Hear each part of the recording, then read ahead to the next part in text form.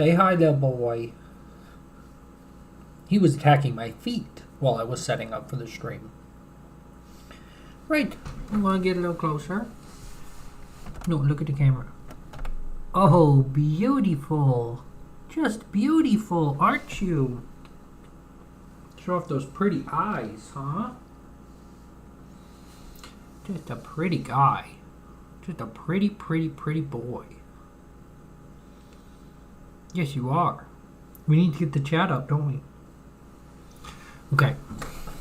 Oh, the microphone's also not set up. Lammy, we're not being very professional. Also, his name is Lamont. I don't think I said that on the last stream.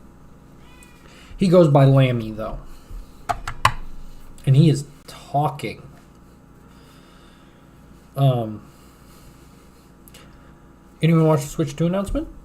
Pretty radical. Pretty sick nasty. Crimson! Cat. Yes, that is my boy. That is my son. Can you hear him crying on the floor because he is being ignored? That's his standard approach to life, is just fight for attention in any way you can. He's a very sweet guy, though. Hi, bud. Crimson, did you watch the Switch 2 announcement? You also have a very talkative cat? They're fun sometimes. The talking isn't too bad with him. The biting my Achilles tendons, though. Yeah, that's what we have problems with, don't we, mister? Is there any way on YouTube Studio to make the chat font bigger? Yeah, I don't think you can help with that, bud. I guess not. The font is so small on the chat. It's hard to read. I have to, really crane my neck for it. You did see the direct. Yeah, it was fine. Could have been better, but also, how could it have been better? It was very good. I would have liked to see, an Animal Crossing or, I don't know, a series I like, where, I'm not a huge Mario Kart guy. So that announcement was I'm going to get it day one. I'll probably get the bundle because, playing Mario Kart with your friends is fun. It's worth having. Also, spoilers for the direct if you haven't seen it. I'm just gonna start ripping into it. I don't really care for the Donkey Kong game that they announced, which I think was supposed to be a big wowzer, but I'm kind of just another 3D platformer from Nintendo with a well-known IP, and it's I enjoy this, but do you guys have any other things you can do? You know? I just played through Kirby in the Forgotten Land. It was really fun, but I don't want to say I didn't enjoy that game, but there are, I don't know, it's just a little dry, I guess I was ready to be done with that game. Where it's could they have not tried, something interesting? I did think the wheelchair basketball game looked very cool. I think that will be interesting, but I'm not a big multiplayer games person. So, the fact there isn't, that game seems to be sort of a Rocket League type situation where it's we are a multiplayer experience first, which again is fine. I don't have any gripes with that. Also, we need to switch up our team members. I'm not trying to think back. There was a lot of stuff that had been announced in other places, which to me was a little, or not that's been announced in other places, I should say. They're on other consoles that were announced for Switch. Oh, Kirby Air Ride sequel. Again, very cool. But it was another thing where I'm just not a big racing game person. So it's I'm not going to get a ton of mileage. Again, I might buy it still, but it wasn't I need to get that today.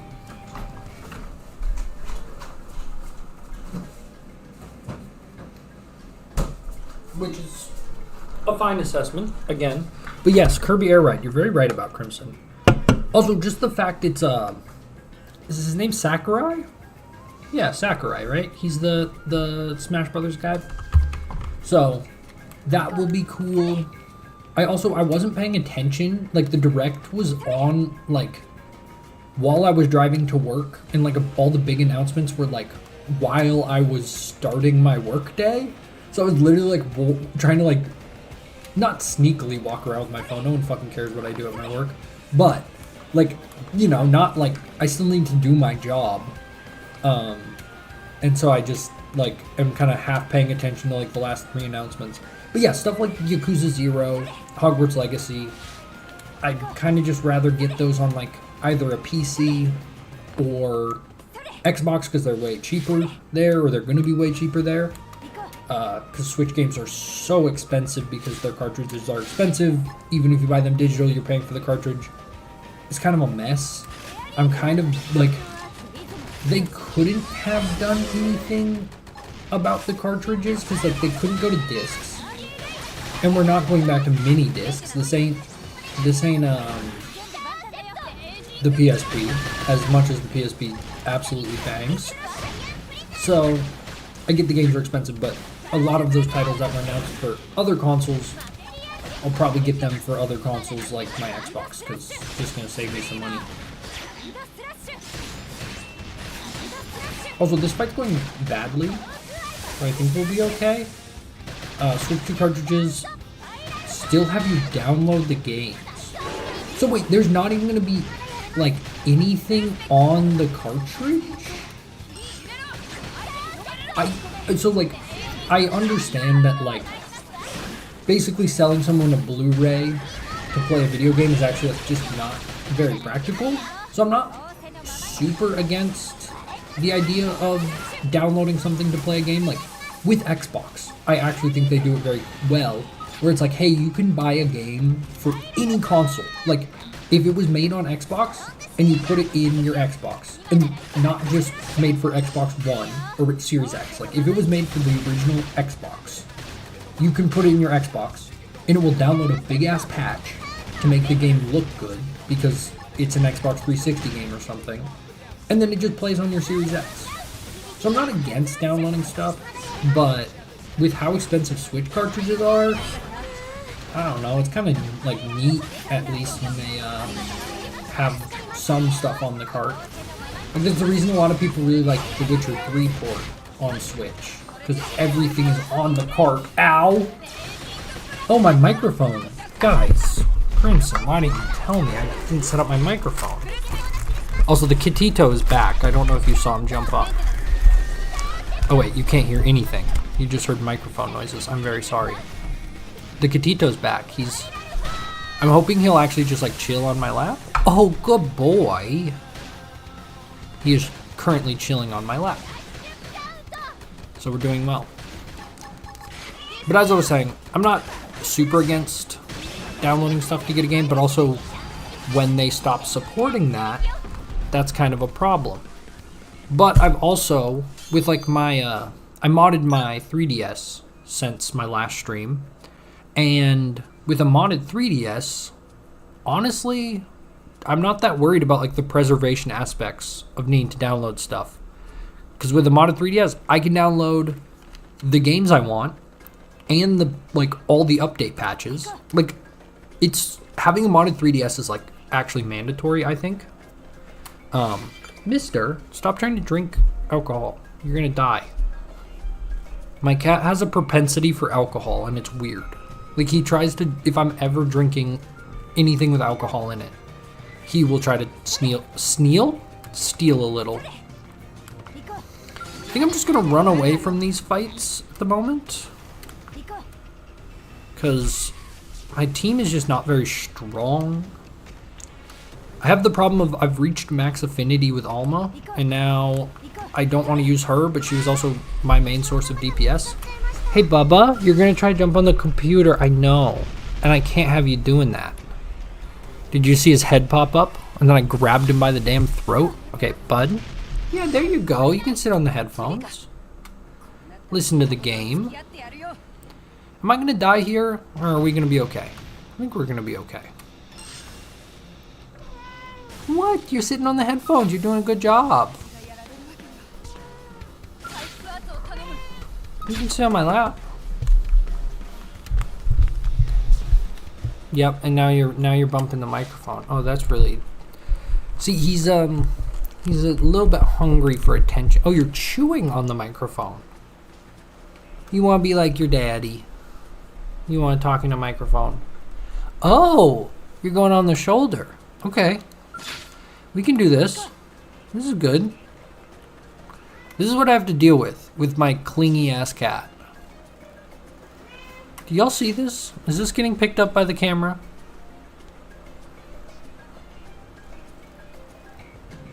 Oh, he's now behind me, like behind my neck. He's perfectly comfortable too. He's laying. Yeah, okay, now you see his little paws. Hey, Bubba, you gonna clean me? Okay. So yeah, I got a pretty cool cat. Oh, ow. Also, my mic is peaking a little. Oh no, only when I talk to the boy. I think I raised my voice at my cat a little bit. Maybe I need to learn to moderate. Have you seen the Minecraft April Fool's update? Basically made a Minecraft roguelike. No, I totally I've kind of been writing off Minecraft for a little while. It just hasn't been, I don't know, what they've been doing just hasn't excited me. And also I put in a lot of time in Minecraft during COVID, but that sounds so fun. I need to, so back on Windows 10, I was having a lot of problems with streaming and making videos with OBS, causing a graphical problem and causing my computer to flicker, and it was super annoying. I didn't know what to do about it. Also, I need to distract this cat. Sorry. He's being annoying as hell.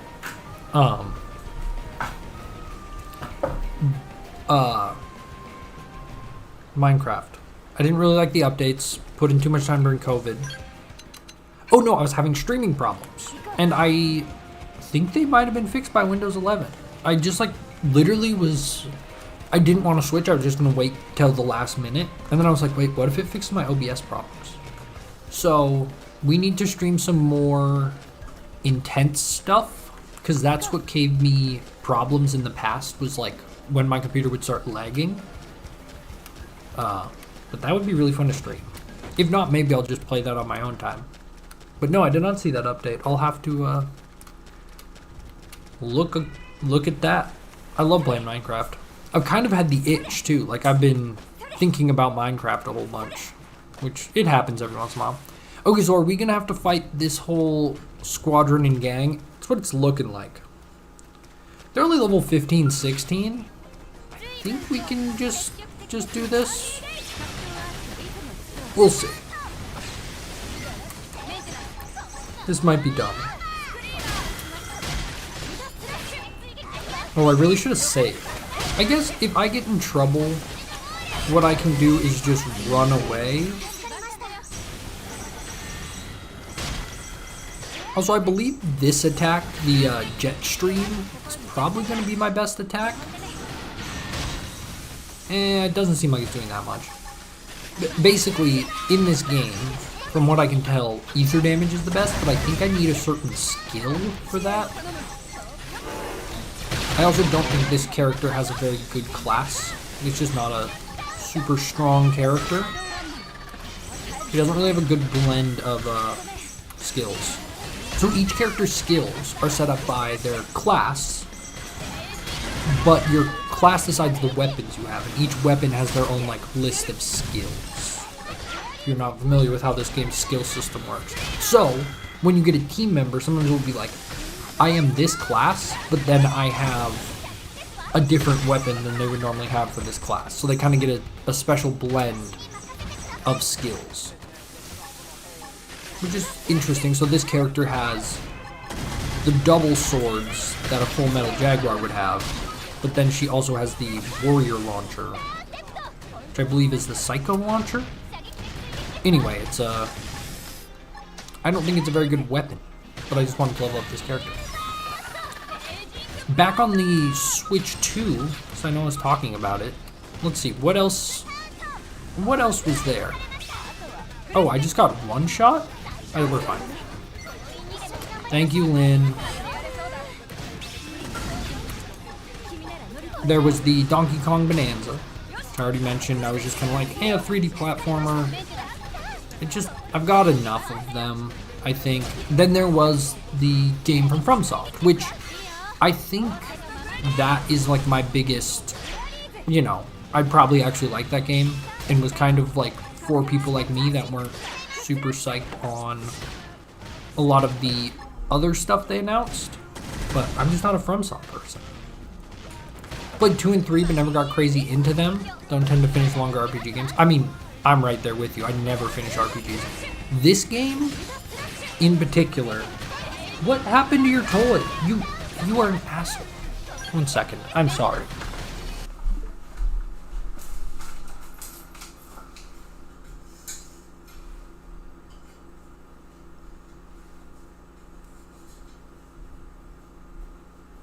Yeah, you get your toy wrapped up in a chair. Sorry, he's just being awful. Nintendo FromSoft exclusive is crazy to you. Crazy in a good way or just like surprising? I don't think it's that surprising. I think that was one where FromSoft and Nintendo are just like, have been ships passing in the night for so long, in a way that it was like, these guys needed to work together, or like probably wanted to, but just the hardware wasn't there for like what FromSoft was trying to do ambition-wise. And like I so think Elden Ring like wanted to be on the Switch or wanted to be on a Nintendo console, and just it wasn't gonna happen. Dude, you're being so annoying.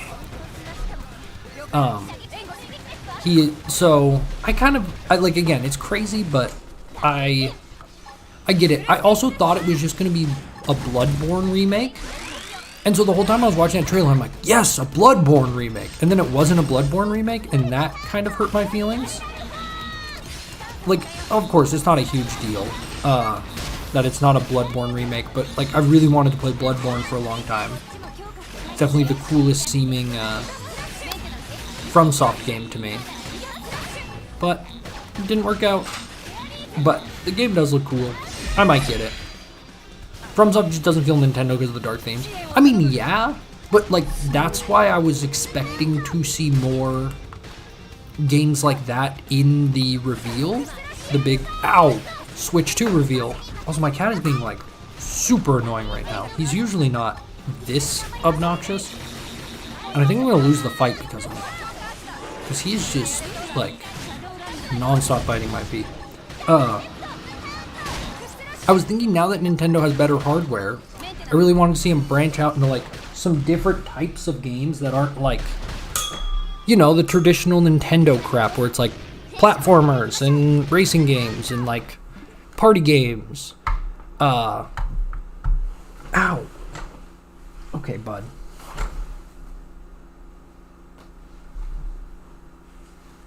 He's being so bad, he's going in air prison.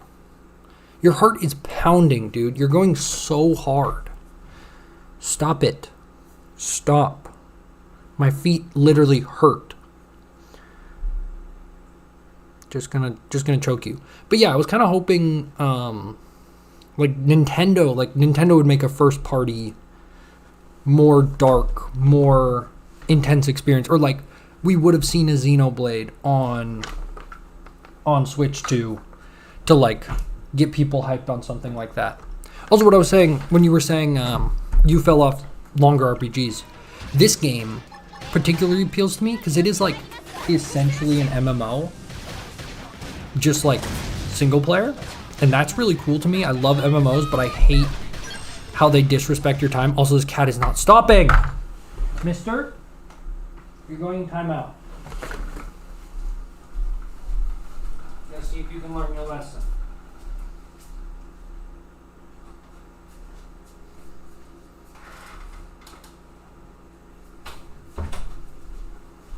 Okay. Kitty's in timeout. If you hear him screaming his lungs out, I'm sorry. I've locked him in my bedroom for a moment to cool down. He just needed to cool down. Yeah. He's already scratching at the door. Okay. What I was saying about this game, it's basically an MMO. I like playing MMOs, but I don't like how MMOs kind of disrespect your time. Or like, you know, have all these mechanics. Oh, we lost. Okay. I need to switch to a not... Oh, I think we got third-partied. I need to switch to not... I need to switch back to Alma, man. My team sucks in this game. Because I don't... Like, I picked a class for my character, and one, it just, like, won't rank up.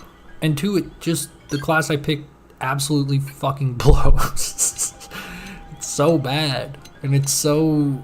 I just don't know how to make it work. They brought back DS download play for Switch too. I have no friends.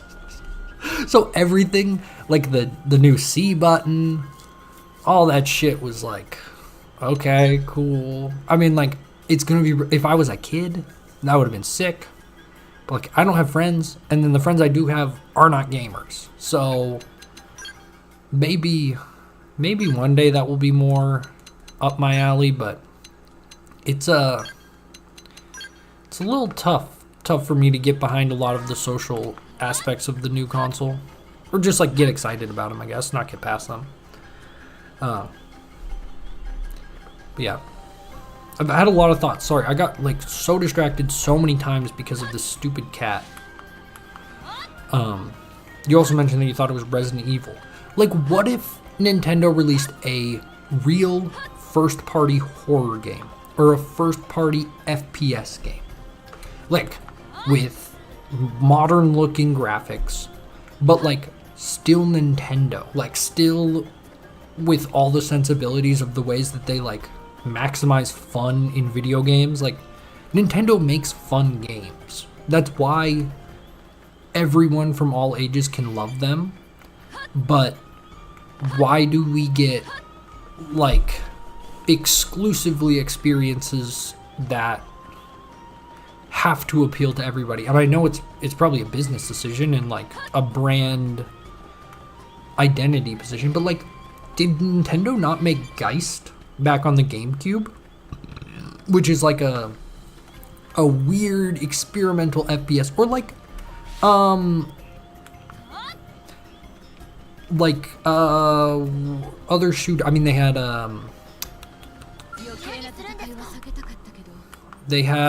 GoldenEye, which I wouldn't say is like it's not like a super violent game.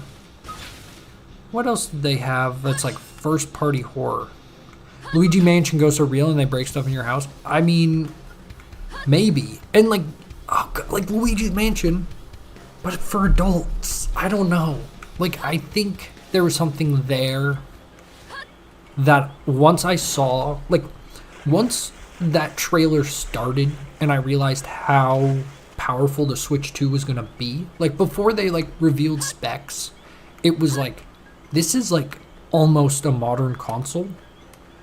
Like, PS4 games are gonna run great on this thing, and I just don't think Nintendo's taken enough risks with it. Or like a crazy ass sports game again.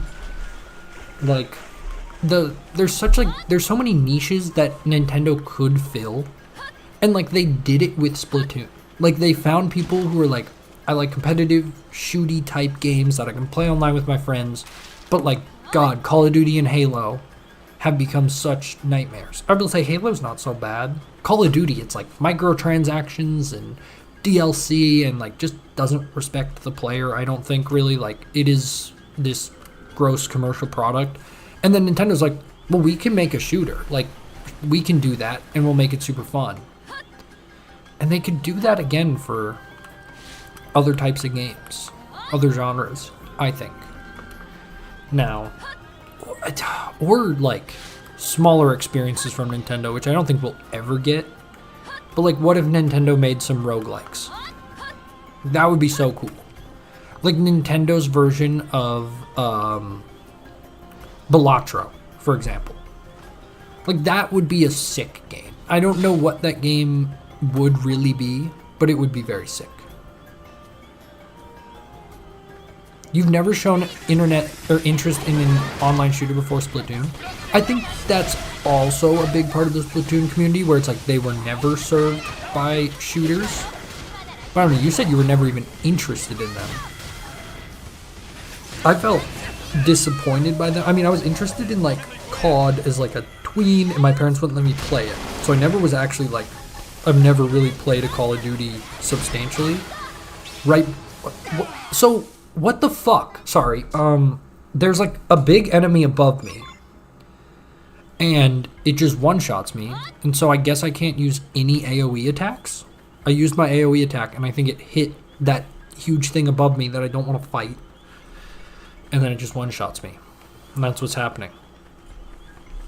That's interesting you say that, though, Crimson, because, like, I was definitely interested in online shooters. I just don't think... I mean, given... I'm not really interested in online games now. I bought Splatoon to see if I would like to play them. And I didn't. Like, I played Splatoon for, like, 3 weeks. Got pretty good at it. And then was just like, alright, cool, I'm done. Can I get there from here? I don't think so. No, I fell. Okay. I kind of played Splatoon like it was a single player game. Like I played through the story. I played online matches pretty much until like I wasn't dominating every game. And it started to be like pretty even, if not like I would get shit on most of the time because I was kind of cheesing most of the time. And then it was like I had to like grind for gear. And again, I don't play games with people, which I think is a big part of Splatoon. I guess, Crimson, was it your friends that got you in Splatoon, or was it like, no, I just need to play Splatoon? 'Cause I think that's another part of online games, is like, it's a place to be with your friends. Which I guess I didn't really think about in terms of, again, I don't play online games, I don't have friends. It's maybe my problem. I also don't like games where your only goal is just to get really good at it. Because it's just, you know, there's no logical endpoint to me. And it's like, well, I'm not going to go pro in this game. So, where do I stop? And it's just me problems, I think. Where like Teamfight Tactics, I don't know, I think I actually genuinely thought I could play that game like almost competitively. You got the game day one because you thought the squid transformation thing seemed interesting. Is this on the Wii U or the Switch? Because if it was the Wii U, like, you were starved for anything. You know, the Wii U was a rough time. And I could see just being like, the squid thing looked cool. Let's rip. And then it is super fun. And if you had a Wii U and you wanted to use it, I mean, or it was like your only console. Like growing up, all I had was a Wii, and all my friend Ben had was a Wii. And so we played GoldenEye on the Wii all the fucking time because it was the only shooter. Oh, you got the game one day, not day one. My bad. I misread that. But was it on Wii U or on Switch?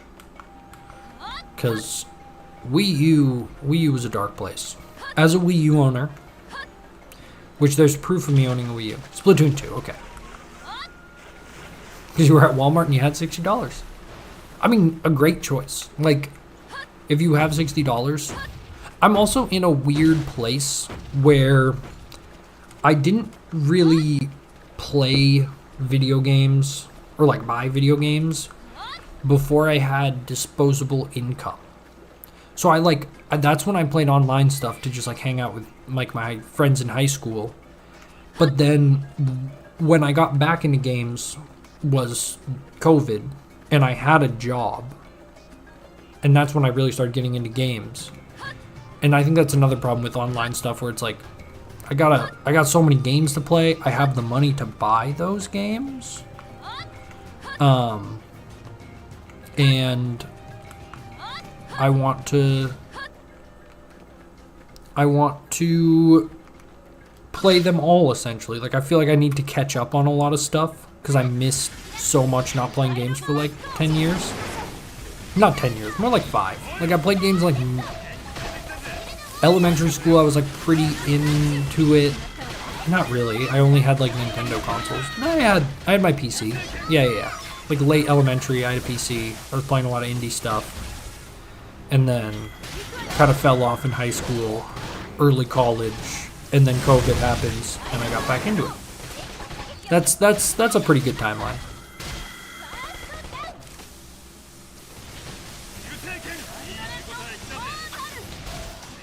You'd barely heard of the game beforehand either. Now that to me is crazy, that you just like saw the Squid Game and you were like, give me the squid, and like, I mean, maybe you had heard of it enough to be like, at least it's made by Nintendo.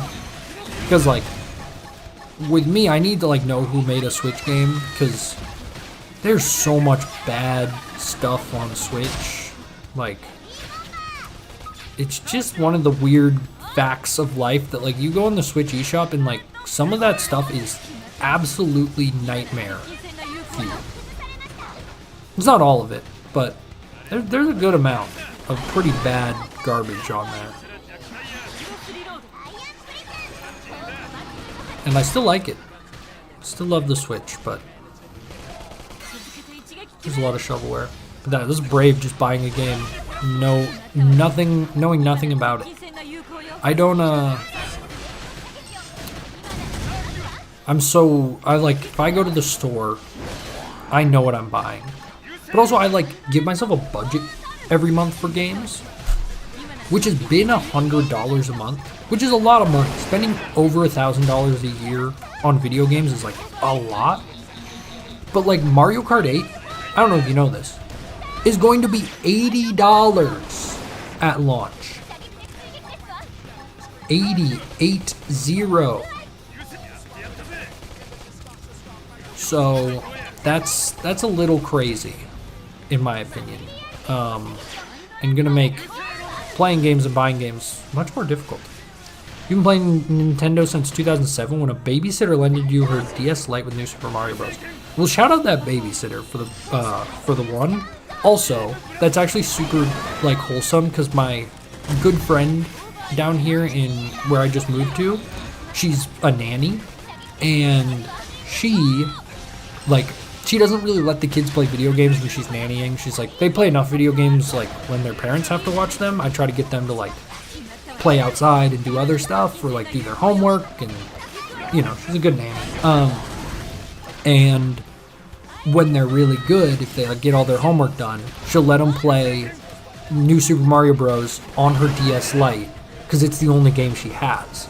And her birthday is coming up, and actually after the stream I need to buy it. I'm gonna buy her an R4 card, like a multi-cart for her DS, and then I'm just gonna load it up with like literally every DS game ever made. And if those kids are good, they'll be able to play literally every DS game ever made. And I wanna do that for those little children because Grace doesn't know anything. Oh, I didn't mean to dox her. Whoops. Anyway, she doesn't know a darn thing about video games. And she was like, dude, I just want to play Nintendogs. Like, if you could get me Nintendo, which Nintendogs is like $5. Like, I could just go buy it for her. But I want to give her every DS game. And I've already got all the ROMs on my PC from when I modded my 3DS.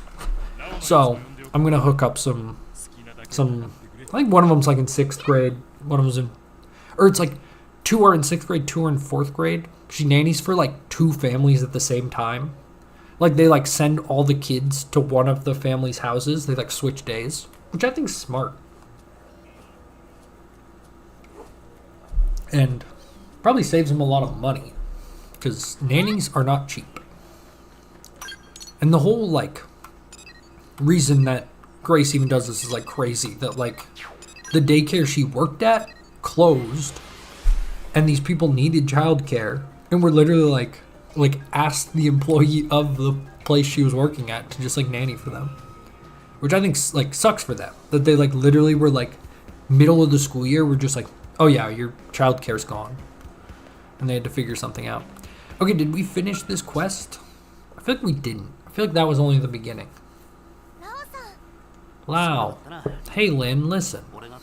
I heard you. Okay, I don't care about the plot of this game. We've talked about this. But yeah, I need to go buy an R4 card. Hopefully they're not weird and expensive. I think they're cheap now, if I'm not wrong.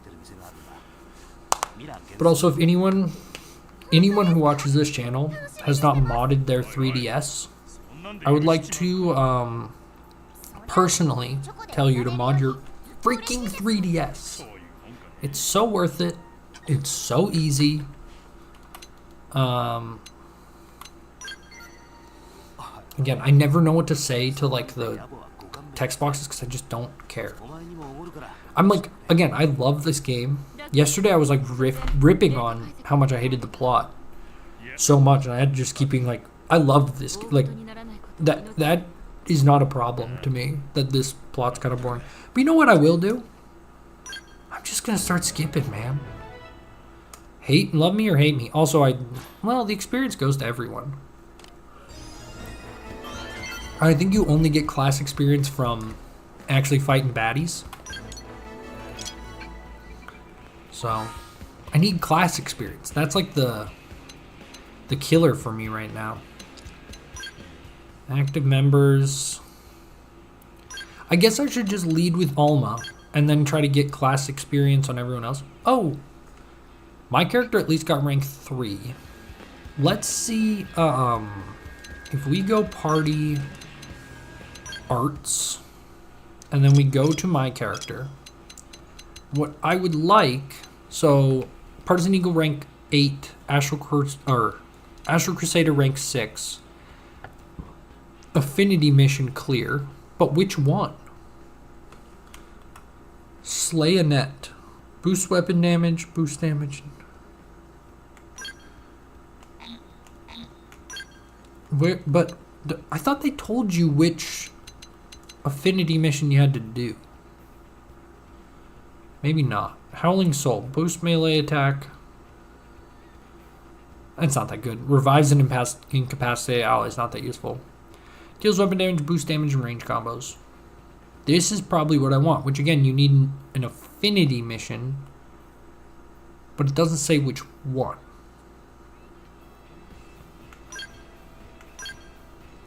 So, it's called Afterburner. If I go to the map and I look at the affinity missions, will one be like unlocks Afterburner? I guess I could just Google it, right? I forgot that exists. I am live, right? Oh yes, okay. Whew, I got a little scared there. Also, I've been actually streaming my own stream, which can't be good. Afterburner, Xenoblade.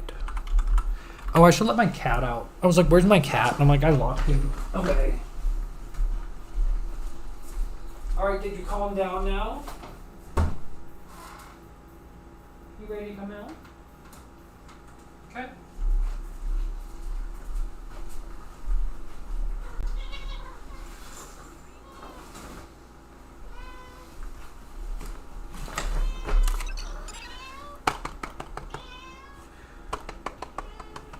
Come up on my lap. Good boy. Good boy. You need to complete a quest called The Matchmaker. Have I found that one yet? Arms in the Man. Chaldean's Duty. Soul of the Harriers. King of Fear. Hope Springs Eternal. Great Divide. Quest that's a little too high level for me. Boot Camp.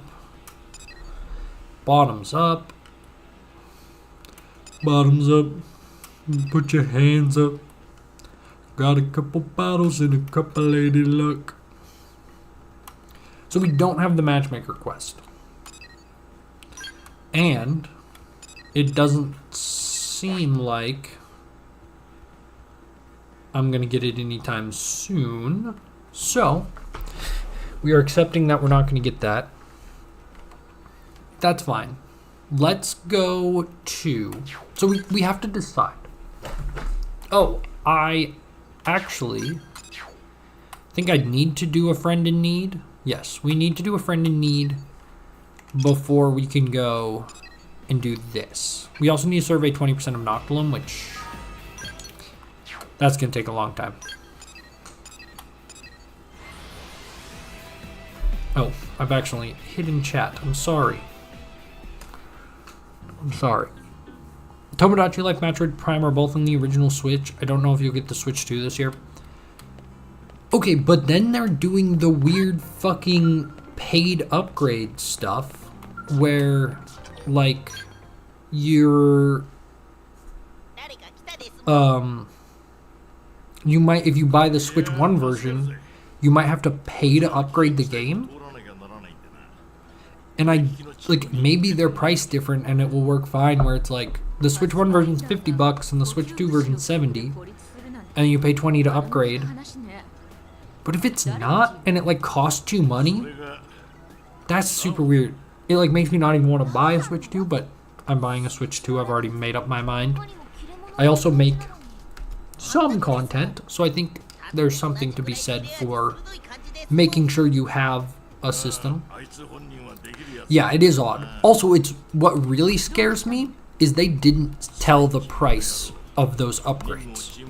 Like, they said the price of the Switch will be $449. They said that the Mario Kart 8 will cost $80. Other games will cost $70.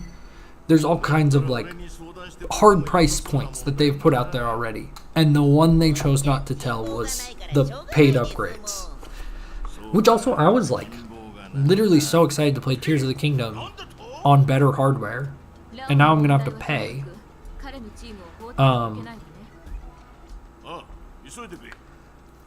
But it's I don't know if I want to pay, because I've finished Tears of the Kingdom and I'm not gonna play Tears of the Kingdom again, because Tears of the Kingdom is a ridiculously long game that I had a great time with and feel like really no strong feelings to return to, which maybe that says something about that game, but I had a great time and now I'm like done with it and I'm good, ready to move on.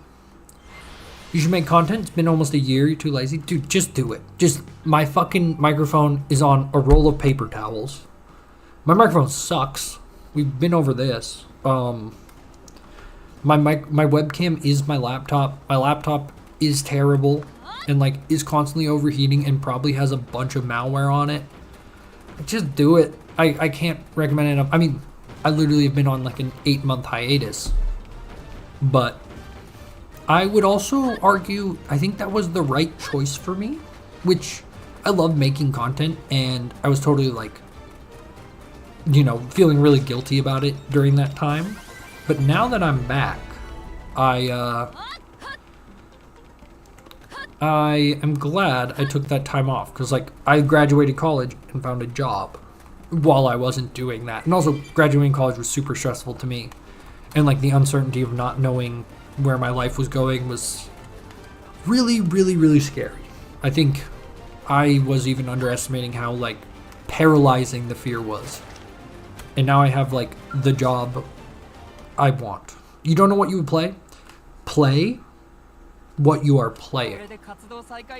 I guess, like, if you are, like, I've started streaming Xenoblade X.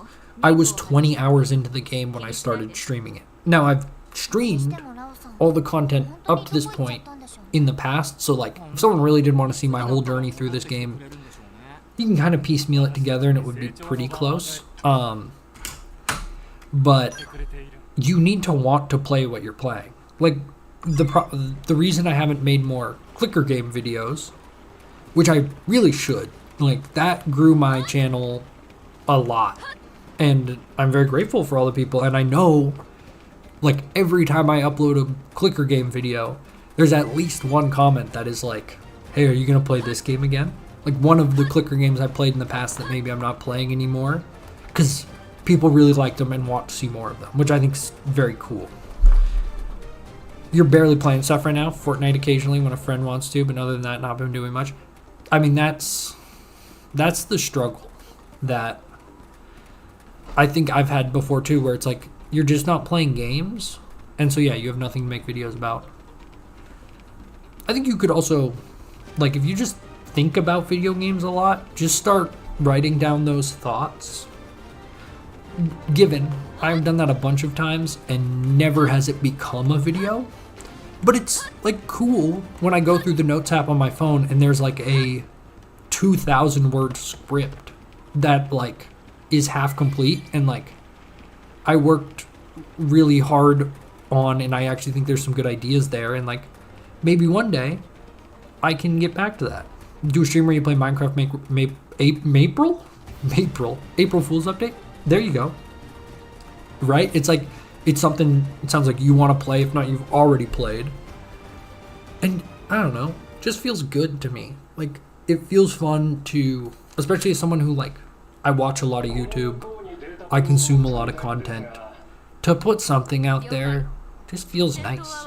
Yeah, I try to use this YouTube platform to say like, do this, it is fun and rewarding, and you don't have to, your goal doesn't have to be become a professional YouTuber or make super high quality content, but like my goal is like make a community that doesn't suck on the internet for people to hang out in.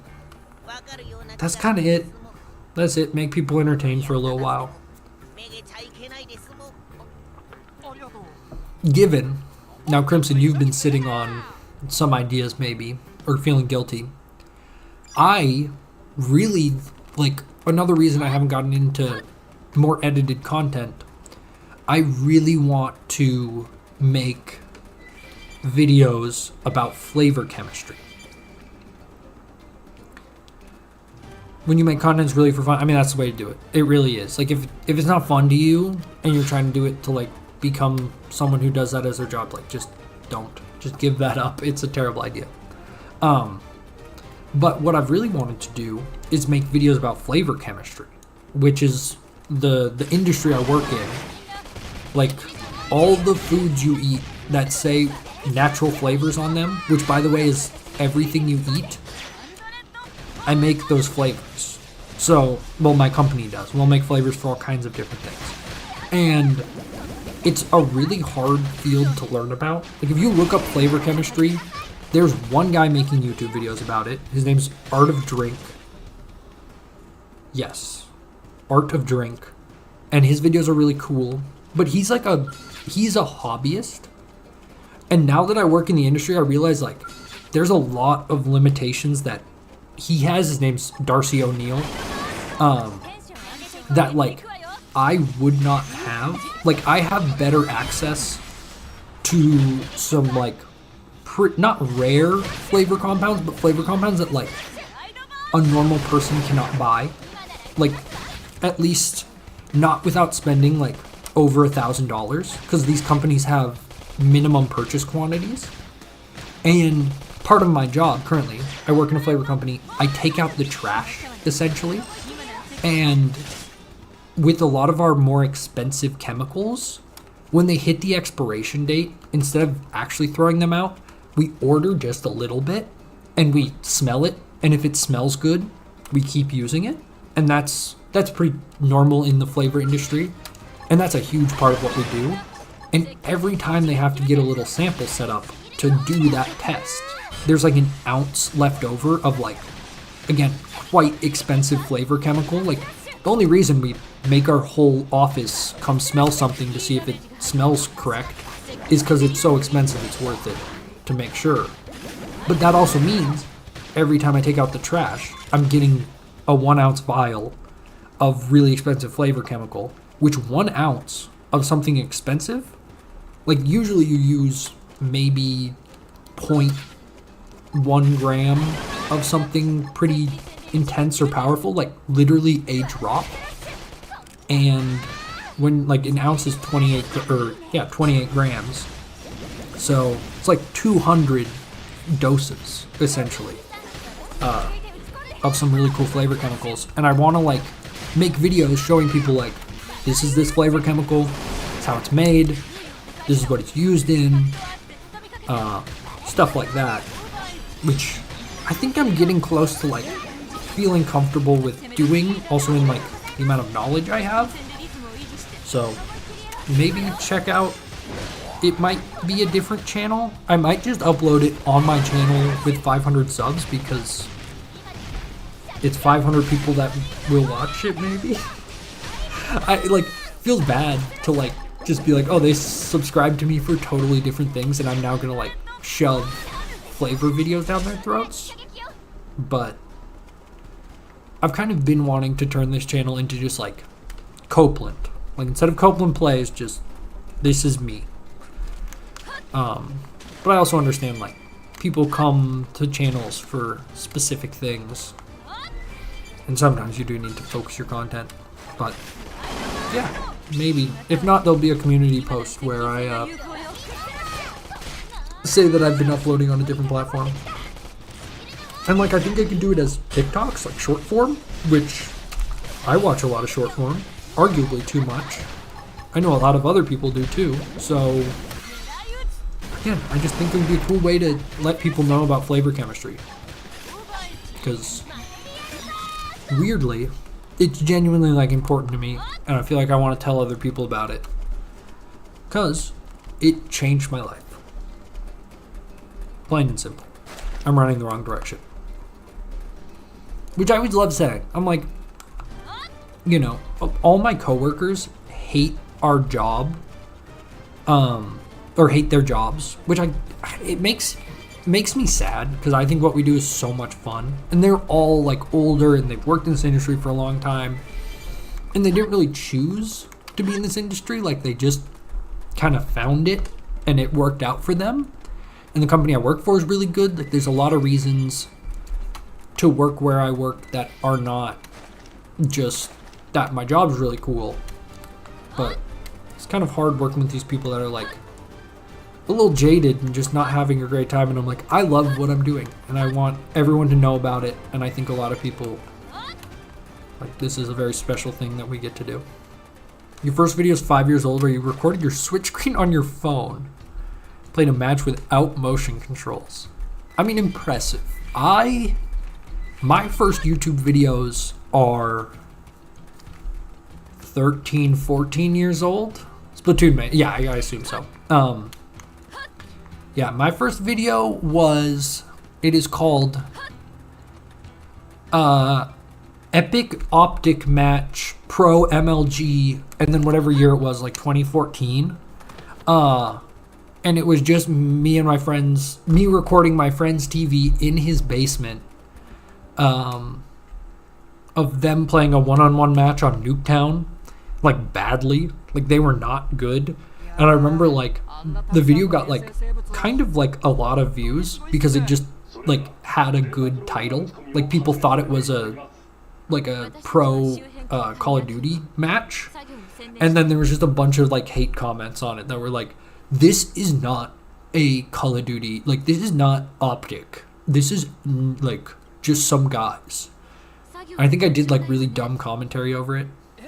And then my other earliest video was my dad recorded me vertically.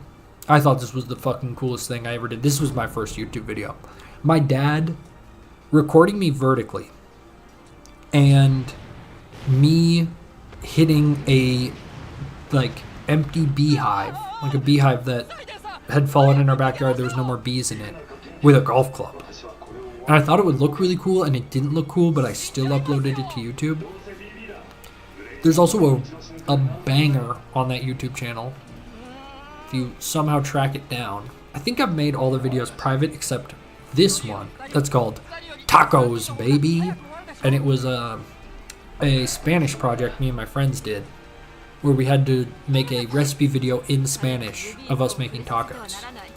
And it's, I don't know why, I think it's so funny. Like, it's just like some 15-year-old kids speaking Spanish really fucking badly while making mediocre looking like white people tacos, which is honestly maybe more offensive that we made like tacos on flour tortillas for a Spanish class project. That's fucked up. I will say there was a person of color in our group, But he was black, and black people also like white people tacos, so we were twizzed up. Some of your favorite YouTubers recorded a 3DS with a phone. That's how you found Tomodachi Life. YouTuber Chocolate Milk Gamer. That's funny. I used to watch a guy named SS Skarmory, which is how I found Super Mario 3D Land and a bunch of other games. He would just play 3DS games. And he had the weirdest style of video where he would record his like opinions live, like while he was doing it. But then if he made a mistake, he would restart the recording but say the same things. So it was like not scripted but also not like improvised. He would like I don't know, it was so weird because then he would show the bloopers at the end of like all the times he messed up. And I guess he didn't edit his videos. Like that was probably it, that like back then he didn't edit, so he wanted a really clean video.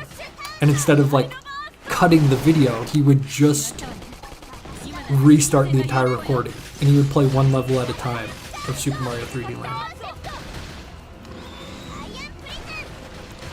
Oh, Chocolate Milk Gamer's how you found Splatoon 2. Splatoon 2 for me was also I found it through a YouTuber. I found it through Chugga Conroy. He has a very good Splatoon Let's Play. I don't know if you've ever watched it. It's a little like, I don't know. I'm sure if you're a hardcore Splatoon player, it's probably a little like, yeah, I know this already. But for someone who didn't know about it, I was like, whoa, this game's like got a lot of depth. Like more depth than I kind of thought it did. And so I checked it out and I liked it, but I didn't like it as much as he did. Which Chugga's also why I found out about Xenoblade. Yeah, probably. And Mother. Chugga Conroy's kind of an icon to me. I love that man's channel. Luigi's Mansion. He's actually how I found out about Let's Plays in general. Which as someone who has made hundreds of Let's Plays, I should probably thank him more. I don't think of him as like an inspiration of mine in the sense that like there are other YouTubers that I'm like, those people actively inspired me to do this, like to do it and do it the way that I do it. I am actively inspired by guys like Army Veteran Gamer, which y'all don't watch, but he made clicker videos. He's the reason I made clicker videos, because he was like, I'm going to stop making clicker videos, and I'm like, well, there's a niche that needs to be filled, and I have a YouTube channel, and yeah, it was a good move on my part. The only thing you watched from Chugga was his Earthbound series. Good at, like, his Pokemon series are incredible. They're really fun to play along with, like, to play through a Pokemon game, and, like, he goes through every encounter on every route. He tells you all the secrets of localization. He literally, like, top to bottom will give you a full perspective on a Pokemon game, which I think is so impressive. And then he does that with Xenoblade. He does that with Splatoon. What was his last series? Oh, his last series was Super Mario Bowser Inside Story, which didn't have like a lot of crossover, or I guess they didn't have as much like fun facts and like deep stuff. The Chugga Conroy Epic still rings in your head? Epic no! Oh, and he just says no? I don't know if I know what you're talking about. I guess he says no. Like, I can hear that man's voice so clearly in my head. Chocolate Milk Gamer and PBG were the reason you wanted to make content. Good inspos. PBG was, especially when I was a kid, he was like one of the ones that I was like, I want to do this. But I was really young when I was watching him. I still watch him, but when I really, like when I used to watch so much Normal Boots, The Completionist, and Pro Jared, which are both like, I think they're both canceled now. I know The Completionist's canceled, and like, fuck that guy. He seems like a piece of shit. Which is weird. I don't know if I always liked his friend. He's a friend named Alex, who was very funny. And I don't know if Alex had anything to do with all that shady stuff, because I thought Alex was cool. But yeah. Yeah, I think make content. It's worth it. Thank you for coming to my TED Talk.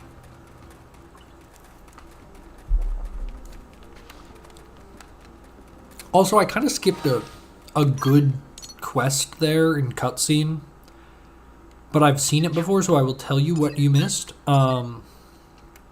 Tatsu wasn't with us, and then he flies in on a helicopter to just, like, you know, crash the party and be like, I helped. And then that makes a big giant monster angry and it comes and attacks us. And I remember when I was playing through this game the first time, that was like, I was so sick of Tatsu. I was so sick of the plot of this game. And then Tatsu, like, on a quest that I was like, I just need to do this quest so I can finish the story mission. And I was like, just not taking my time and like really, I was getting tired of this game. I think I played too much of it.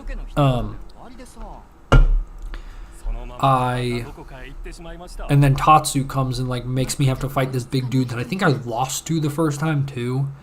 And after that I was like, I just hated Tatsu so much. Don't watch PBG. All his, I ate this for a week. Never really interested in those videos. I mean, yeah. Now, the opposite of that. You ever watch Brutal Moose? That guy made like very similar videos to PBG back in the day. And now he just like reviews potato chips. And it's the best channel on YouTube. So, I'm fine with channel switching. Another one is Any Austin that I love. And I've been watching him since, I'm pretty sure since he was That One Show Fun. Which, I was scrolling back through his old videos, was like 1 year of him making videos. And he's been making videos since, or for 12 years. So, I think I was watching him back 12 years ago, pretty much. And he switched up his content a lot, many a time. And you find your niche, I think. You been watching Any Austin? So, if you want more Any Austin content, this is crazy. So, Memoria, the YouTuber I mentioned, was like a big inspiration to me. I found her literally randomly by looking up Nanosaur videos. Mister, I know you're trying to go to the laptop, and I don't want you to. I found her by watching, or looking up a Nanosaur video. And I start watching her channel, and she's so funny. Her videos are amazing. Memoria, I think is her YouTube channel. I will shout her out to the end of the earth. I'm scrolling through her videos, and she has a collab with Any Austin. At the time, she was like a very small YouTube. Not very small, but like, she was small, and she had, and it was like one of her older videos that she collabed with Austin. And so I was like, that's crazy, and I started watching Austin again. And then recently, they started a podcast together called GL:(HF), I think. If you search GLHF podcast on YouTube, it comes up. And it's a banger. Like, if you like just like two people talking about stuff podcast with, frankly, two really funny, interesting people. Mostly Any Austin. He's insane. And Memoria just kind of just reels him in enough to make the video or make the podcast watchable. And it's one of my favorite things. I just watched their most recent episode yesterday. It was really funny. They're always making good episodes.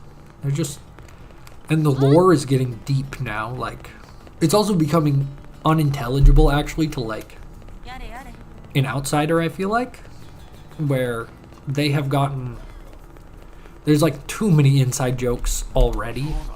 But it's a really good podcast. If you want to hear more like just weird Any Austin thoughts, it's pretty good. I don't usually love just people talking podcasts. Hey bud, I see you trying to step onto my laptop, and I cannot have you doing that. I know you want to be on the camera. You want to be a YouTuber, is that it? Are we in a different, you know how there's like Gen Z, Gen Alpha? Are we in a new one? Is it now Gen Beta? Because my little kitten, he's only 6 months old. I feel like he's kind of a Gen Beta. I think like me growing up, I wanted to be a YouTuber when I grew up. I think this little guy wants to be a TikToker. Yeah, he just gave me a little sassy meow when I said that. All right, we got a story mission. Oh no, I don't. Oh wait, Elma. Wait, are we there? We have not surveyed 20% of Noctilum, have we? Hi, Beba. Oh, right back on the lap. He's being really good now.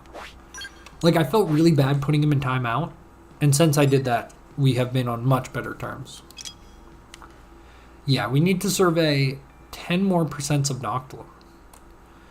So, we have side quests maybe, but I think I've done most of them here. So I think we're going to get most our survey rate from data probes. So is this Noctilum? That's Primordia. So, interesting. This is going to be a grind. We could also try to hunt down containers and maybe tyrants. I know there was a tyrant maybe here that I didn't, yeah. Subterranean. Oh no, that was a different one. Anyway. Let's just try to get some data probes and do a little venture in Noctilum. I do not like Noctilum. I'll just like put that out there.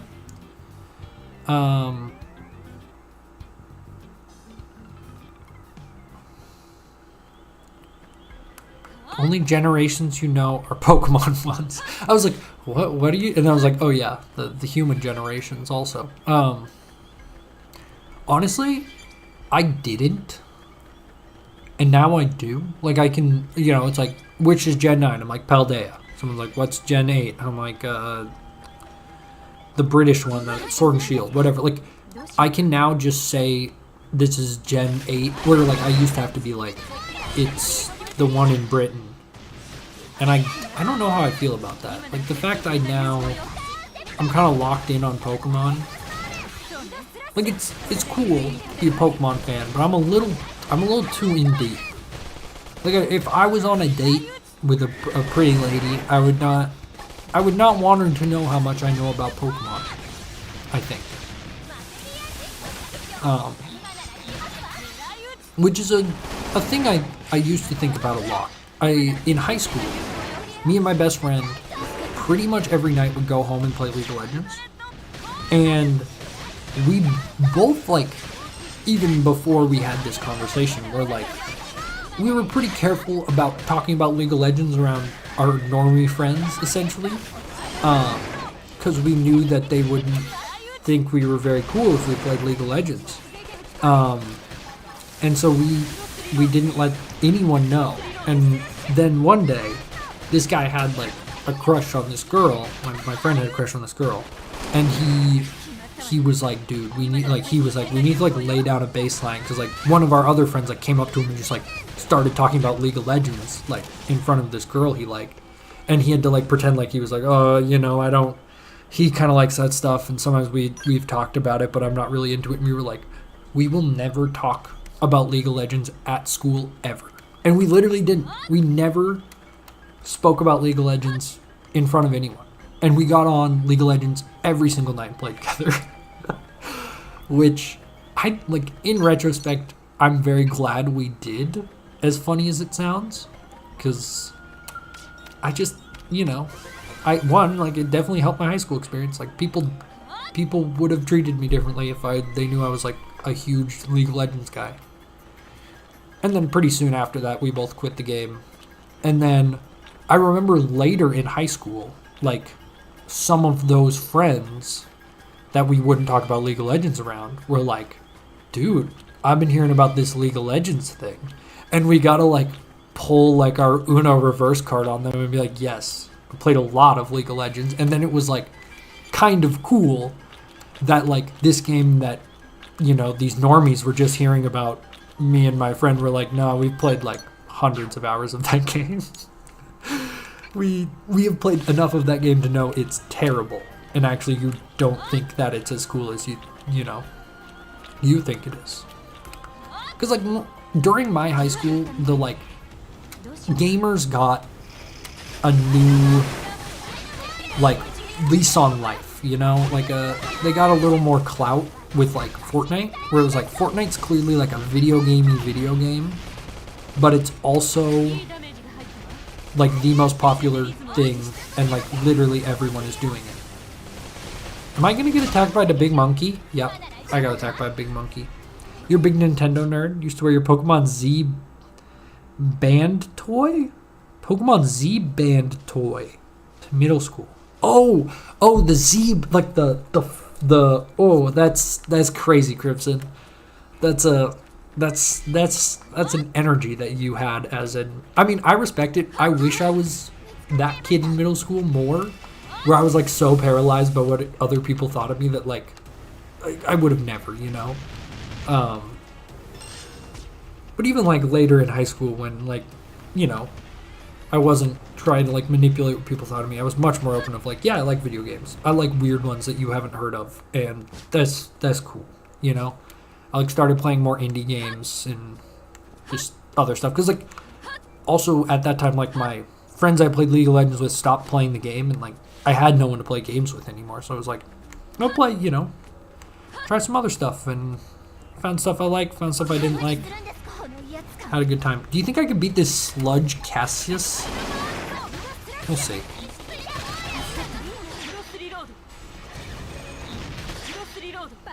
How much TP does this give? 200? It's actually not bad at all. Fortnite was whatever to me until they added Miku. You a Miku nut? I thought Miku was kind of cringe for a long time. And then I heard someone talk about it that was like actually passionate about it, and I was like, you know what? I don't actually have that much of a problem with this. It sounds like a nice community of people that get it. Like, I think when you hear about like the most insane Miku fans that are like, I'm in love with a cyborg lady, you know, maybe they're kind of hamming it up, but you know, they don't seem to be too shy about it. That was kind of cringe. And now I think there's a good joy and a good community. It's people enjoying music at the end of the day, and I think that's where I just missed it, and I was like, no, it's cringe and whatever. Where it's like, no, it's just people that like me. Like everyone who likes music's fine. Also, Miku's music isn't that bad. Like if you were like as nuts for AJR as you are for Hatsune Miku. I'm just saying for like a Miku fan, I guess. Like if I met someone on the street and they were like that obsessive about AJR, I might be like, that's a little rough. You know, I was like the biggest AJR hater ever. It's just hard for me to be like, no, that's chill. But I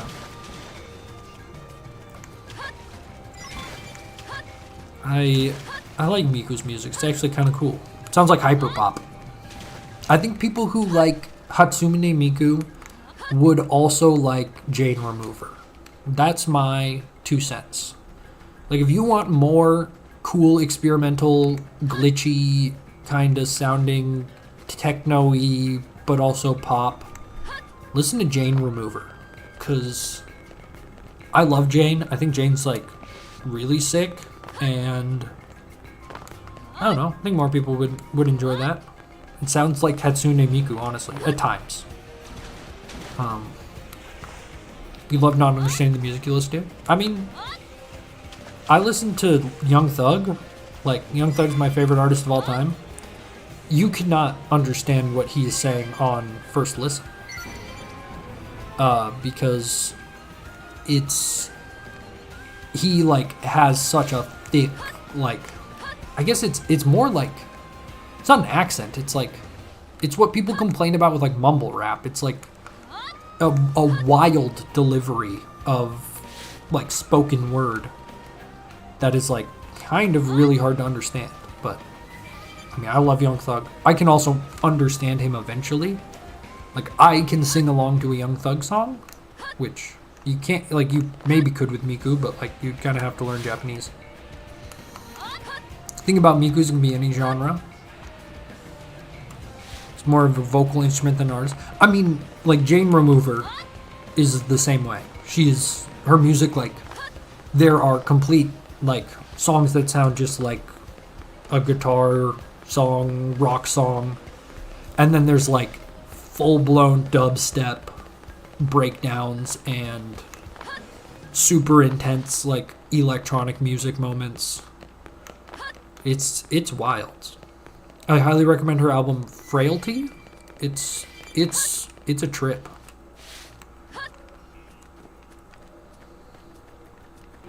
I love Frailty. It's probably one of my favorite albums of all time at this point, which is crazy to say because, like, I don't know, I feel like I found it recently, and I also did not like it at first, but I've come around on it really hard. Am I gonna die here? And I think it's actually very good. I'm not as big on her album Census Designated, her sophomore effort, but she's been releasing singles for her third album, which I think will be called JR. Or it might be that she's changing her artist name to JR. It's kind of unclear. Because there's a song called JR, JR, JR, where she's like, I'm going to change my name to JR. It has a nice ring to it. And I don't know if that was her being like, I'm actually going to change my name to JR or what, but I'm excited for her album anyway.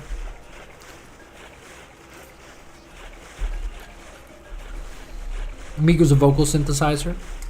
Voice switch digital sometimes. Sounds like a human singing. All depends on the music artist, music direction. I mean, I think in that case, like, isn't that all music? Like, vocals are an instrument, and some artists choose to process them. Some artists choose to have ridiculous deliveries or other things. Like, honestly, when you said that, it made me think of Young Thug more than it made me think of, like, a Vocaloid. Where, like, Young Thug just has a vocal ability that no one else has, where he can just create such a wide range of sounds, and he doesn't necessarily make, like, always, like, musical sounds, I guess. Like, they can be, there's a song I really like, Bad Boys, which I believe it's a Juice WRLD song, but it features Young Thug. And there's a part in that song where Young Thug just sounds like a little dog barking in the background. Like, he's like, ruff, ruff, ruff. Sorry, Whammy. And it's one of my favorite things on earth. So, I don't know. Don't sleep on Young Thug if you're a fan of Hatsune Miku. I think that's, thank you for coming to my TED Talk. That's a crazy take that I love. Because, I mean, like, as you're describing what you like about Miku, Crimson, I'm like, that sounds like Young Thug. Also, I should say, don't listen to, like, Young Thug's top 10 songs. You're going to want to go to, you're going to want to scroll down that page till you get to Slime Season 3. You're gonna start there, and then you're gonna move up the Young Thug, like, discography for a little while until it starts to feel generic. And that's where you stop. And if it never starts to feel generic, you're good. But as someone who's, like, deeply uninterested in what Thug has done for the past 5 years, given he nearly went to prison, so we're just lucky to have him. But also, I'm gonna save real quick just in case I die running through this, because oh wait, I could just how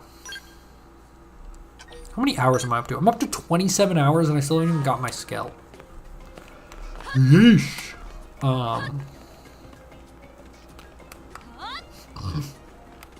Anyway, yeah, Thug nearly went to prison, so I guess that's probably why he wasn't making music for, well, I mean, he was literally, like, in court for 2 years. So we are going to have to switch up our moves. But he's free now.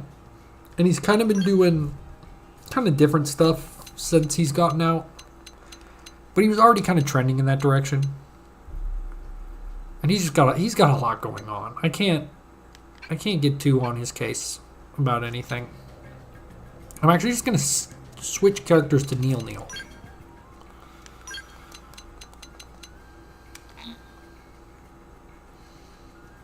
Oh wait, we just go make a jet. But yeah, I'm very happy Young Thug is free. It's been a long time coming. But he's free. And he's making music again.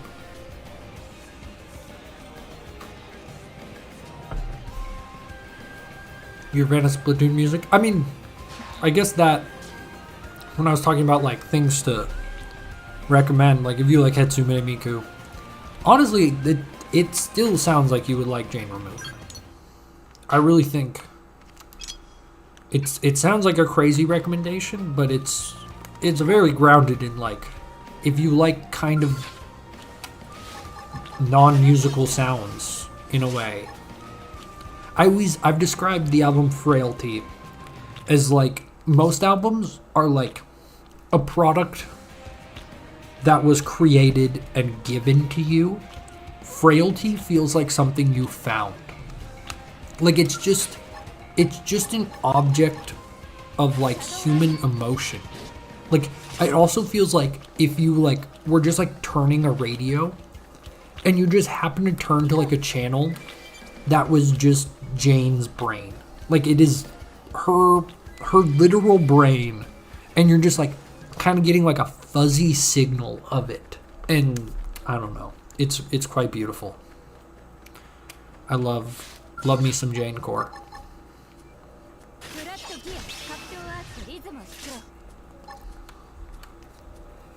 Big recommendation. Who else is good? Tizo Touchdown. God, I have so many. My coworker asked me what kind of music I liked, and I did the nice thing, and I like I just mentioned. I don't even know if I mentioned much. I think I literally like went like, oh my gosh, I was just about to ask you that, and then he started talking about the music he listened to, and I like never actually said any of the music I listened to. I was more just like, oh yeah, I like that, or I don't like that, or I think that's interesting, but I don't know much about it.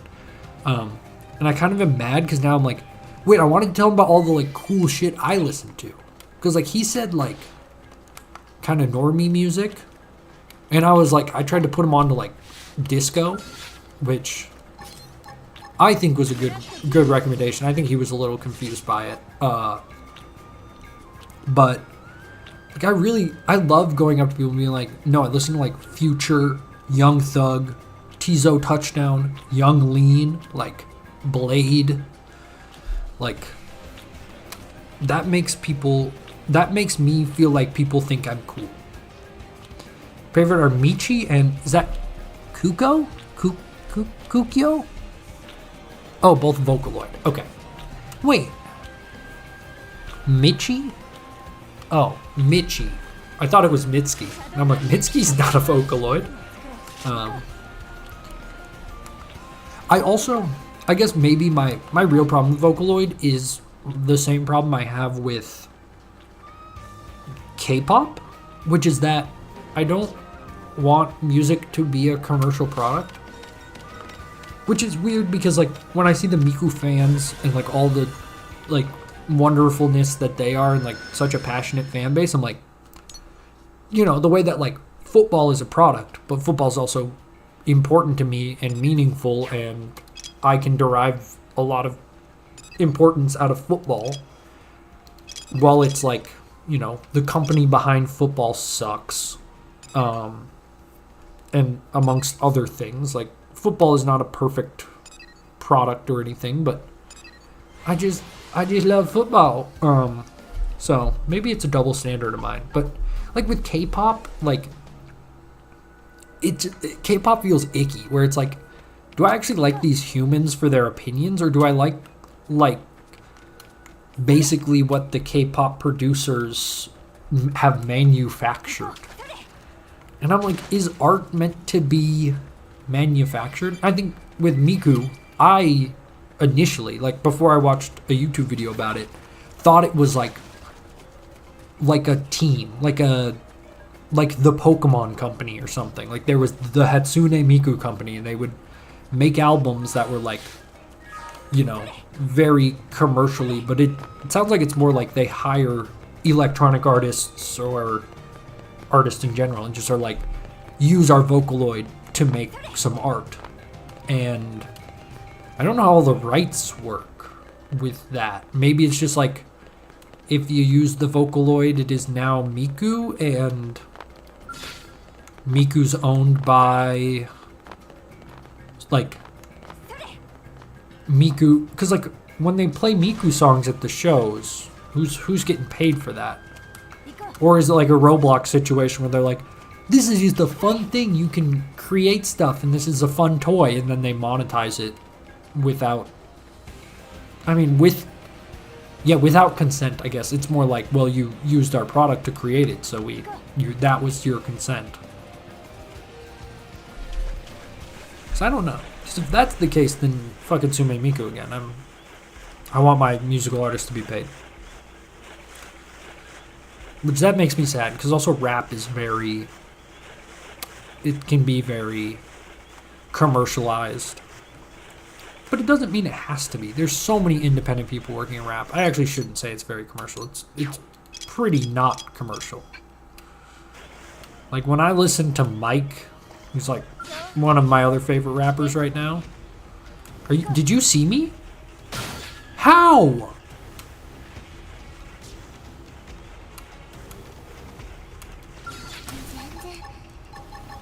Oh, I can't use any abilities because I'm in water. I think I'm dead. How did that see me? Like, I actually locked onto it, and I think maybe one of my teammates did something.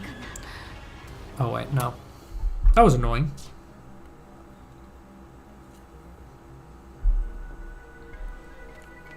But yeah, as I was talking about rap, some of it's very, very genuine. And there's a lot of people, and I think in rap you can find success from outside of the status quo or whatnot. Because, like Mike he's done it all on his own. I don't think he's ever signed, at least the kind of record label that like most artists sign. Like Mike found success on his own.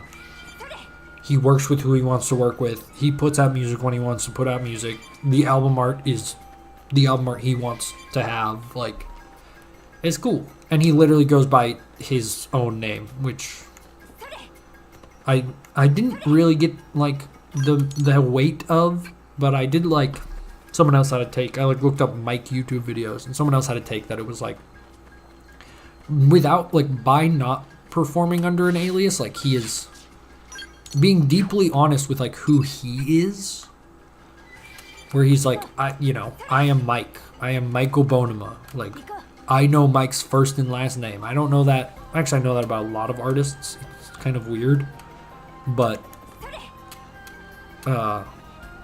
Mike is Mike. Like, Mike is a man, and he has experiences and feelings and family, and I don't know. That's powerful.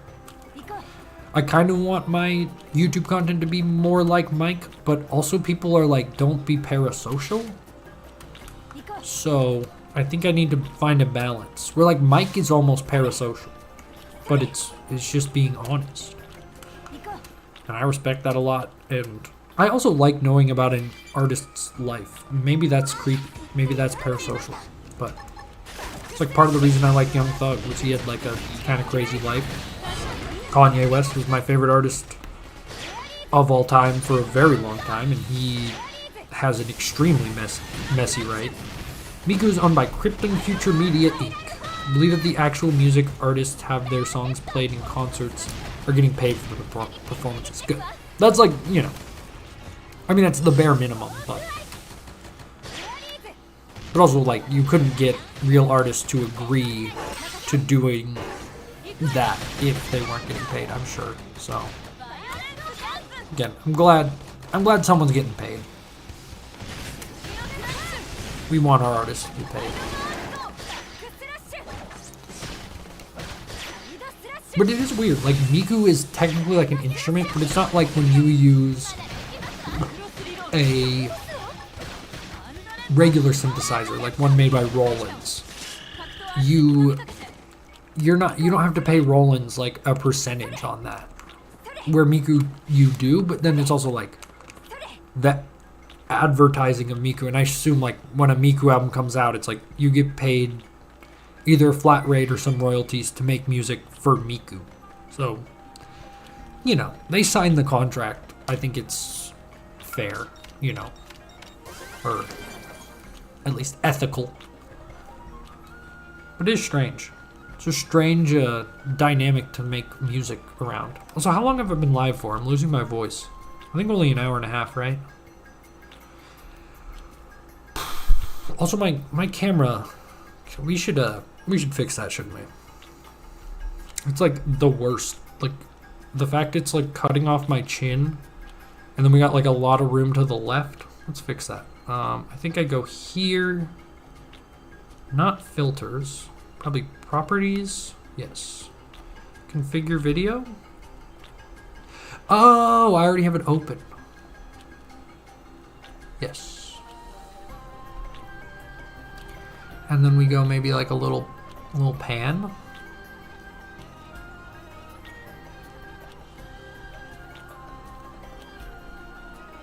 Right in the middle, and then we wanna zoom out maybe a little. It seems like that was a little aggressive of a zoom this morning. And then we tilt a little bit. How does it look? Oh, much better. Much better. Good job, Copeland. You're a professional. Except now I can't see chat. Or something you're not sure about. I mean, yeah, like it's not. I've been prying into it because I've been curious, but I'm glad someone gets paid. It is strange. It's a strange dynamic to make art, but like it's like a whole genre. It's a whole type of music.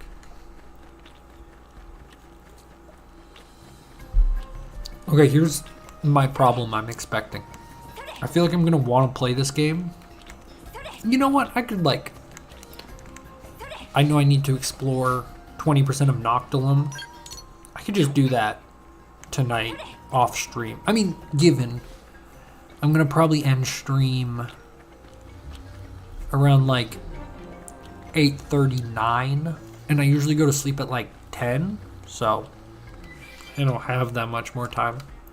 It's kind of my problem. Back when I was in college, I had so much more time to make videos, make content, and I did not realize how having a 9-to-5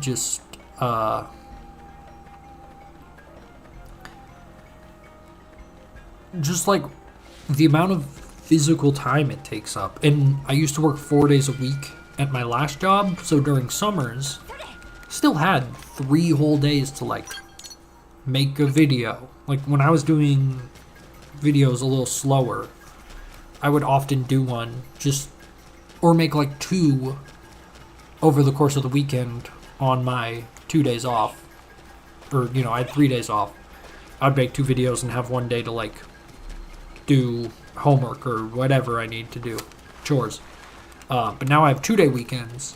I work 9 to 5, which is actually 7 to 3:30, which is a long day. And then I'm like, I get home, I need to eat because I don't eat lunch at work, which maybe I should.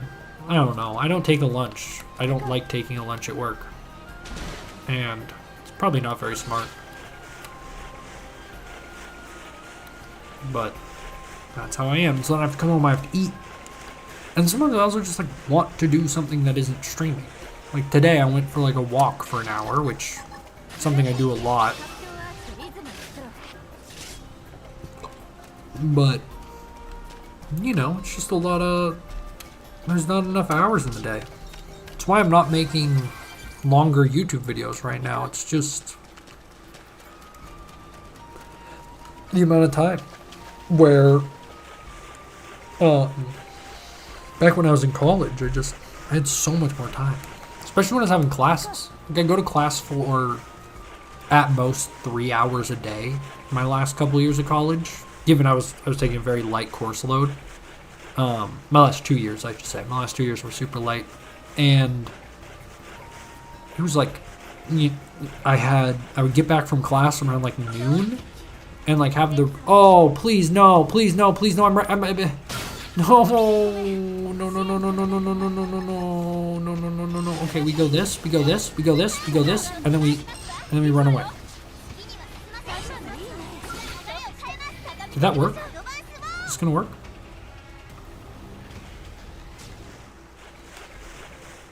Did it work?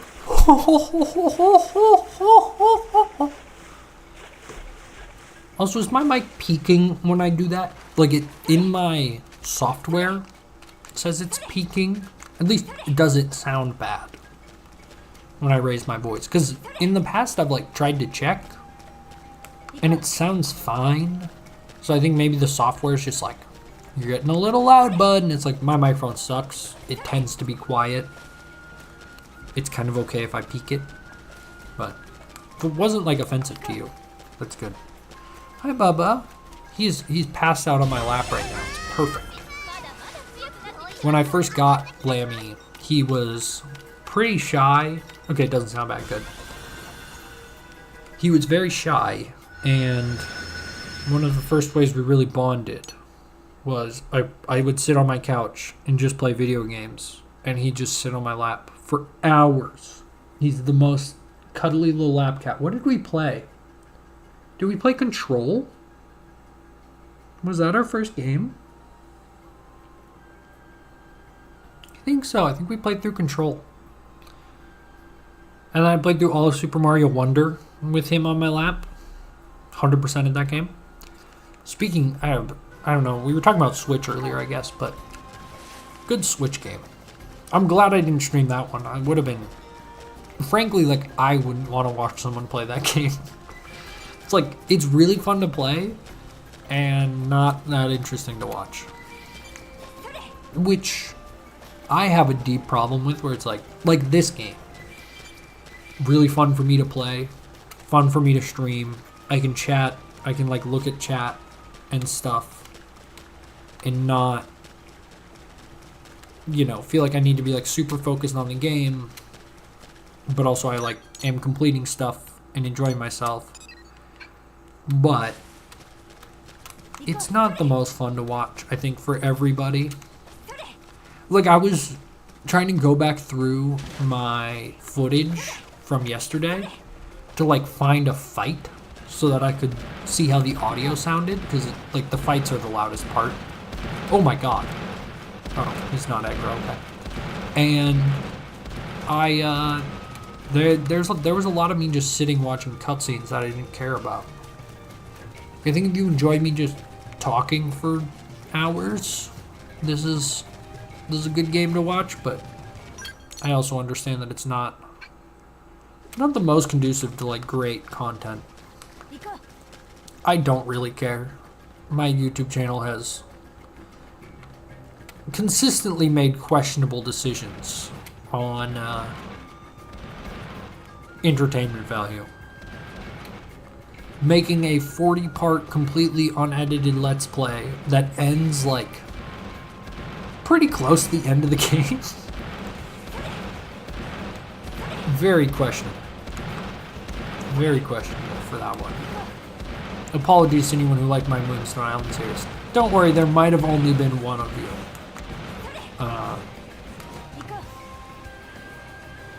Speaking of farming sims, I really want to get back to Stardew. I may stream that again. Finish up Ginger Island. That could be fun. It's a hard game to get back into. I think when you have your schedule down and you know you have kind of a routine in that game, it just like really starts clicking. And now that I've been away from it for so long, I'm gonna have to like kind of remind myself. Also, we're doing great at the surveying of Noctilum. Like, I thought this was gonna take at least the rest of the stream. And we've been doing this for, I feel like only like a half hour. And we've already got 10%. If we get another 10%, or 5% I should say, we got 5%. Started at 10%, I think. Yeah, we started right around 10. This shouldn't take too terribly long, though we are... What happens is you explore the areas you can explore, and then you have to go to areas you cannot explore, which we can abuse Blood Sacrifice and Shadowrunner, and we should be able to just sneak by everything. So it shouldn't be terrible. Also, we're kind of like, what I've found in this game is there's like paths. Like every area has like kind of like 10 paths that you can take through the area. And what I imagine the game does is like, it pushes you to take the easiest path first, and then you take a little bit of a harder one, and then you take a little bit of a harder one, like as you return to the areas. And I also know you get new navigation stuff as you play through this game. Like you get more navigation ability. I won't spoil what that is, but you're able to navigate a lot easier essentially. And then you'll like, I guess not easier, you'll be able to navigate like different. Like you'll be able to go into places you weren't able to get to before. What is this? That's got to be a story mission of some kind, right? If we're gonna do a story mission, we're gonna have to get this like eyeball. Yeah. Yup. I know your tricks, Mr. Xenoblade. Jeez, there's so much background noise in this apartment. Oh wait, never mind, that's the game. Never mind. I was like, what the hell?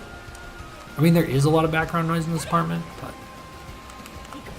I'm so excited to move. I took this apartment because I got a job offer on the 17th of December for my new job. 17th of December, I want to add. Right before Christmas. And then I started on January 1st. January 2nd, technically.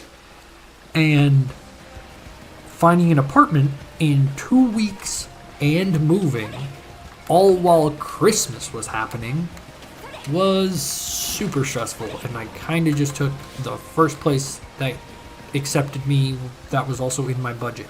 And I'm not crazy about this apartment. I pay a lot of money for something. Like, I thought, I don't know. I think because of how much I was paying, I thought it would be nicer.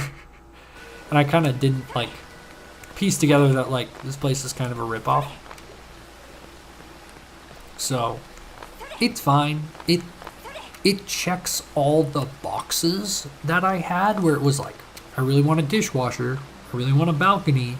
I want a big kitchen. But it's like the worst version of that.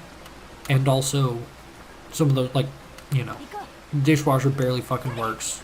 I basically have to hand wash all my dishes anyway. And then, like, everything's kind of like that dishwasher. It's all cheap. The fridge is super loud. It's like probably what you hear in the background all the time on this stream. The fans, like the bathroom fan, is super loud. The heating is like, just doesn't work. I mean, it works. It gets hot, but it gets like uncomfortably hot in 5 minutes. And then I have to turn off the heat. And then you're just like constantly turning it off and on. And you can't just like if I set it to the little thermostat that says 60, like my apartment's 85 degrees before it turns off. Because like I actually have a thermometer in my apartment. It's actually right behind me, isn't it? It's right there.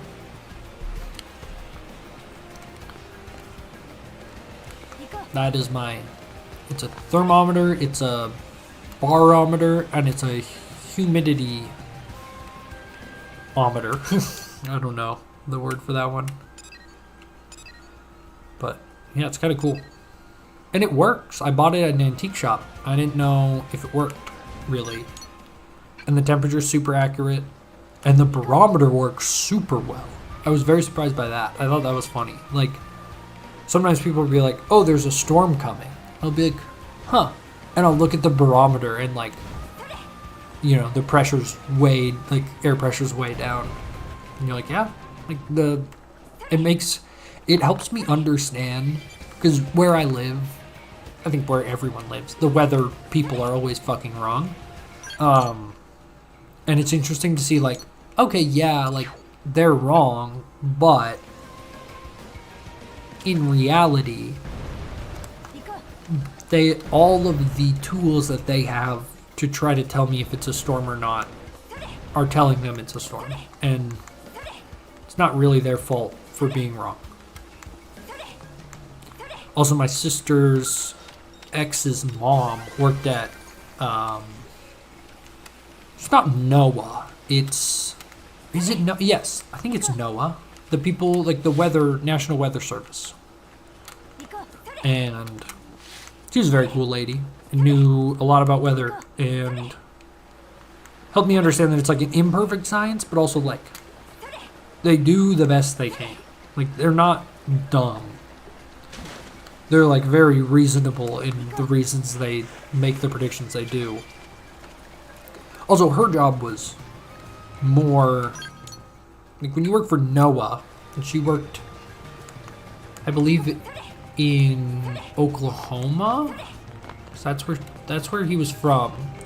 So she was like helping out to find like tornadoes, I imagine, which is a very different, err on the side of caution kind of thing. Also, it's a lot clearer.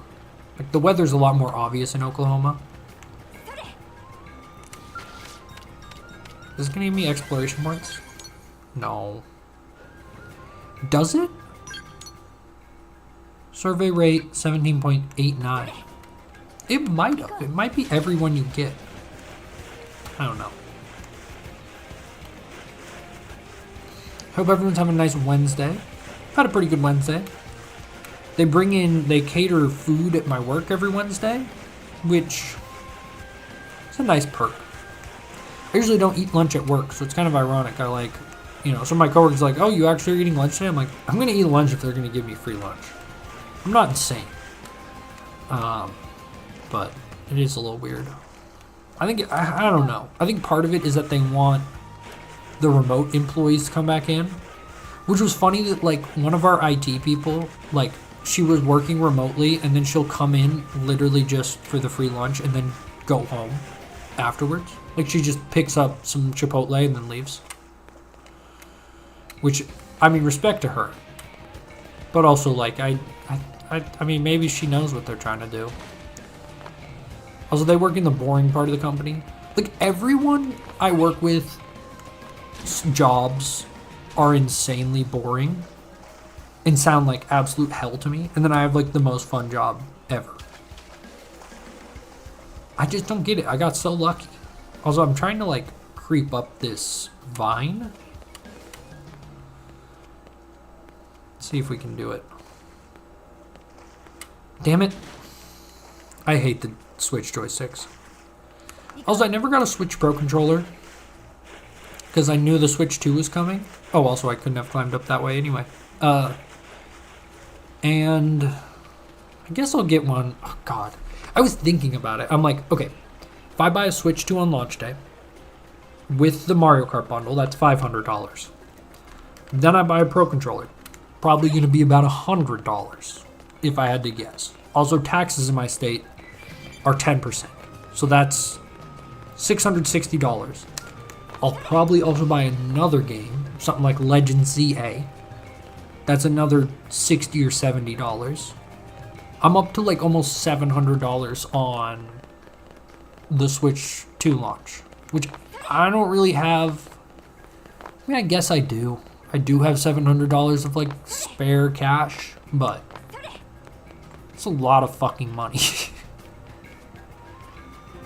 Like, woofda. So discovering a new area, like I just discovered this pass. That didn't give me any exploration progress in Nocturne.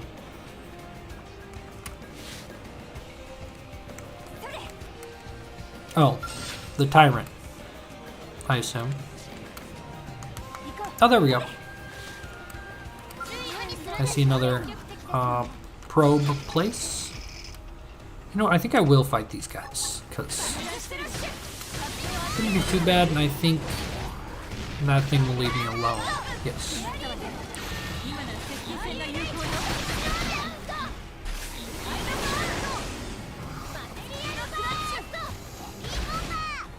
I might just stick to a 2-hour stream. Well, I don't know.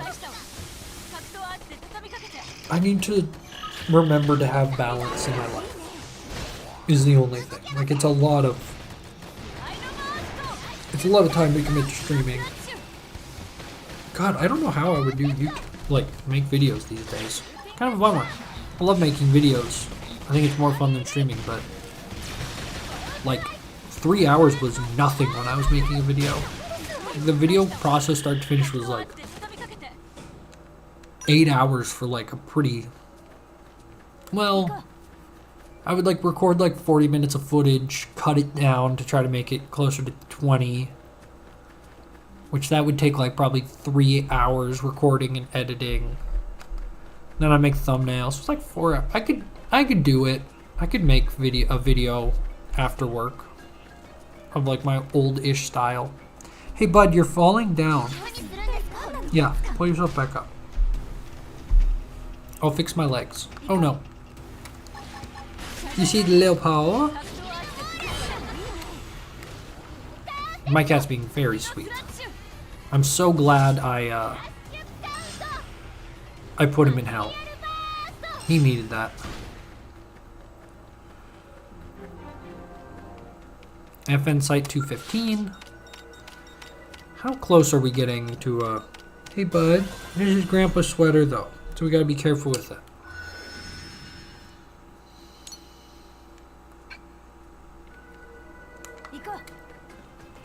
How much are we up to? 18.5. Oof. Did not give me as much as I wanted. Only give me like 1%.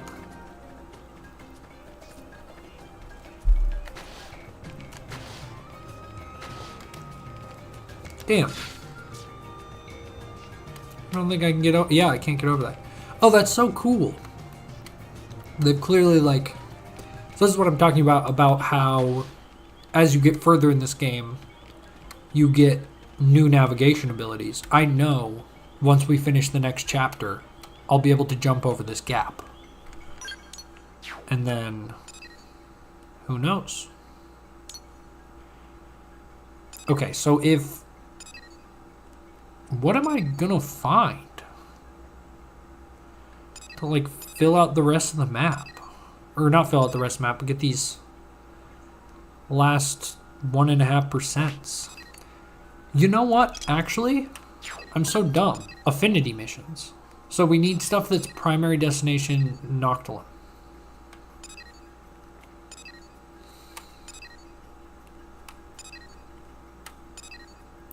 Like my dream. Like I'm pretty sure if we just do this. No. It gives you progress in the administrative district, I'm pretty sure. So, Fortress 4A, or Forest 4A, Client Sullivan. Forest 4A actually might be Noctilum. We can check. Hi, baby. God, I love having a cat. Best decision ever. Also, most expensive decision ever. He has cost me a lot of money. Yeah, you're about as expensive as a Switch 2. Mm-hmm. And you ruined my couch. I still love you. But yeah. And I haven't even gotten him neutered yet, which I like absolutely need to do. And I've kind of been procrastinating, and just as a word of advice, that's not something you should procrastinate on. Could get a little nasty.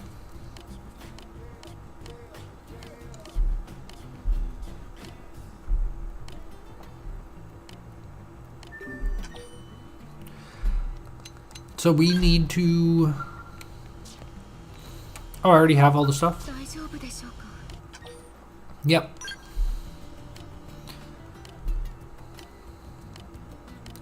So this person must work for the branch of the Blades that does collecting stuff. Also, we haven't dropped a single frame tonight. That's very good. I did mention I wanted to stream to Twitch soon. And I still do.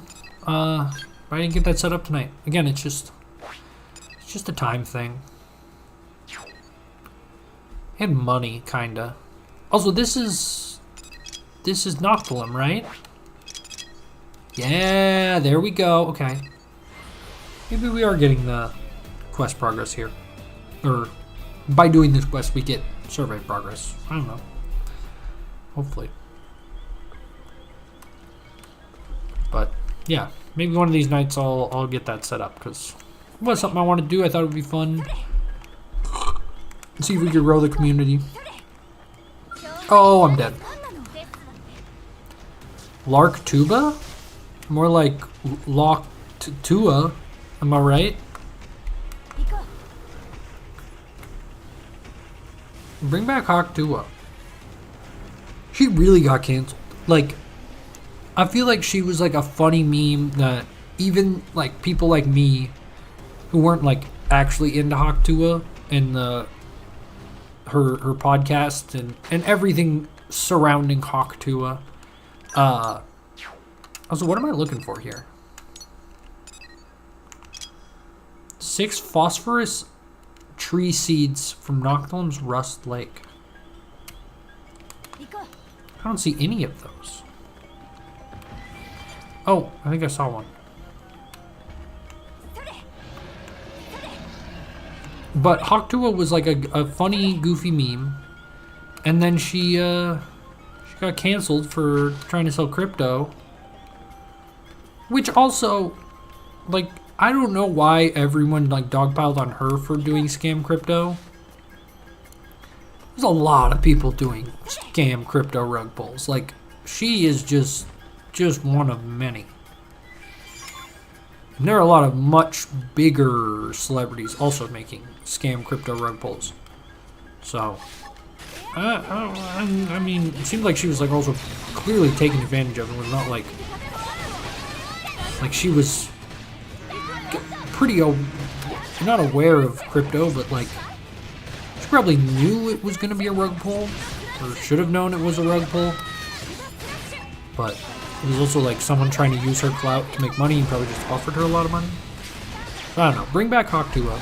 Uncancel her.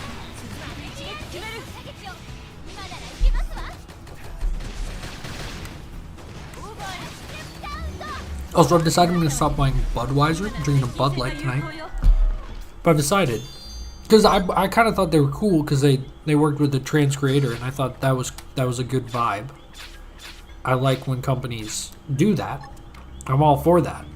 But then the way that they backpedaled on that when everyone got pissed at them, like, I understand Bud Light's like protecting its brand because that's what you have to do. But I think they would have. What they should have done is just like double down and be like, no, actually, we're not gonna like bend over backwards for transphobes. And instead, they kind of did. And now that I thought about that, I'm like, actually, like, F them. Like, if they had doubled down after everyone got mad at them, I would have been like, yes, Budweiser all day. And I respected them for the choice of working with trans people for advertising, and they should keep doing that. And they now won't. Which is sad. Not sad. Just like, unfortunate. I don't know. There's a lot of transphobes out there. It's very silly. Like, find something better to do. It's my 2 cents.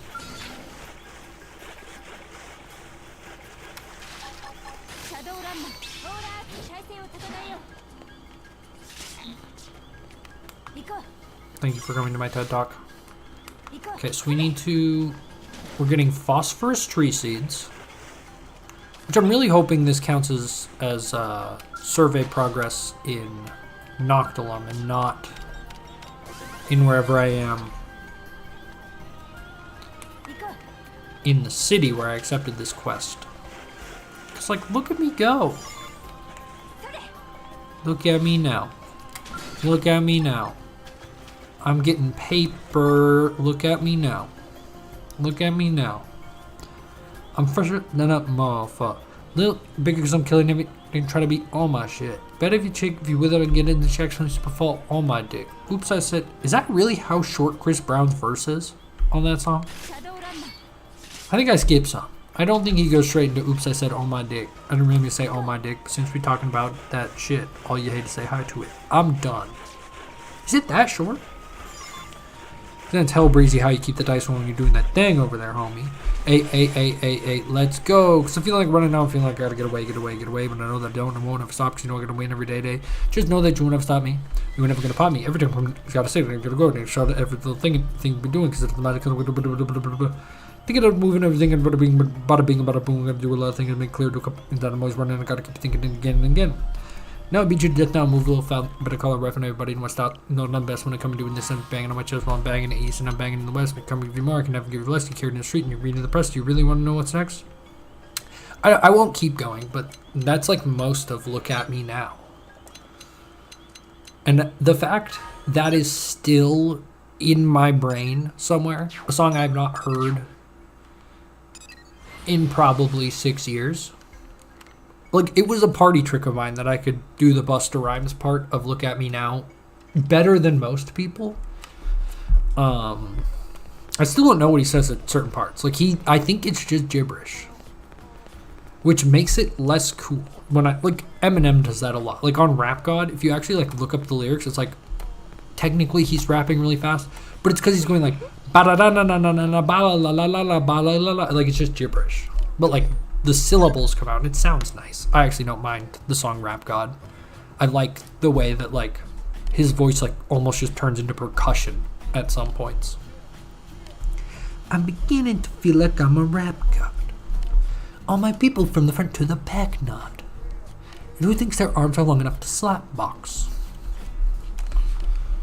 I don't know how to rap that one. I did at a point. I could rap parts of Rap God. Which is, again, cringe. Just want to put that out there. It's not a flex, but... See, I got industrial district survey rate. But does that not mean I get knocked on? No. That's so stupid. Also, we have this quest from Professor B. But he was back in the city as well. Mia! Oh! This one will work. How do we get to her easily? I think probably here. I got 5 million hoes. Can you stop grabbing the sweater? Like, you will ruin this sweater. I know, because your cousins already have.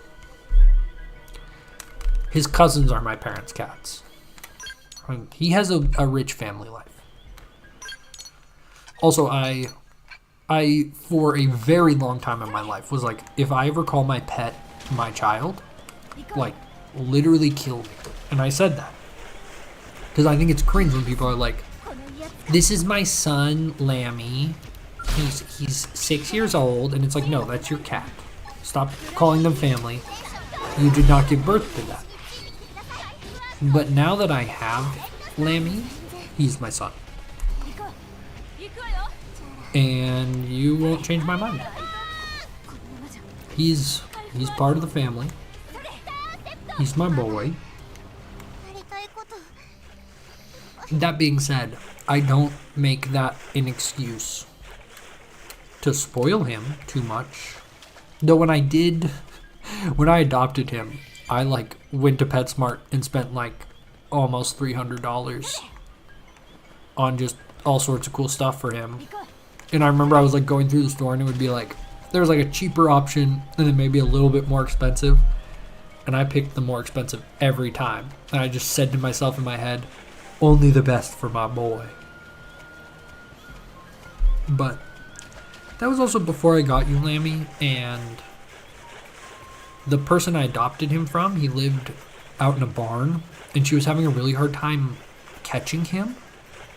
And I was like, oh god, am I adopting like a super skittish, like mean, cat that's not gonna love me and I'm gonna have all these problems? And then I had him for 3 days and he was The first 2 days he was very scared. And day 3 he was like literally my best friend. And yes, you've been like that ever since. Except when you attack the feet. But I am glad to know that if I lock him away, as mean as it sounds, it helped. Like just separating him from me and like letting him cool down, that helped a lot. Yeah, you kind of want to get off. My legs weren't doing it.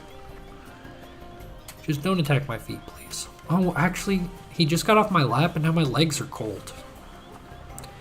It's okay, little boy. Ow. Cat children are the best children. Absolutely. I've also decided I don't want kids.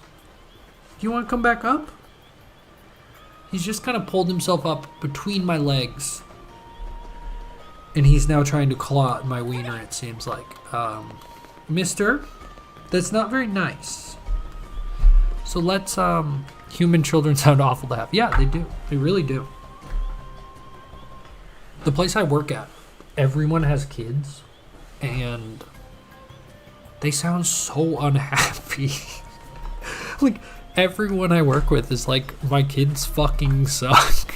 They don't, like, they all are also like, oh, my kids are my greatest gift. I love my children. But, like, it doesn't sound like it. It sounds like you'd be a lot happier without them.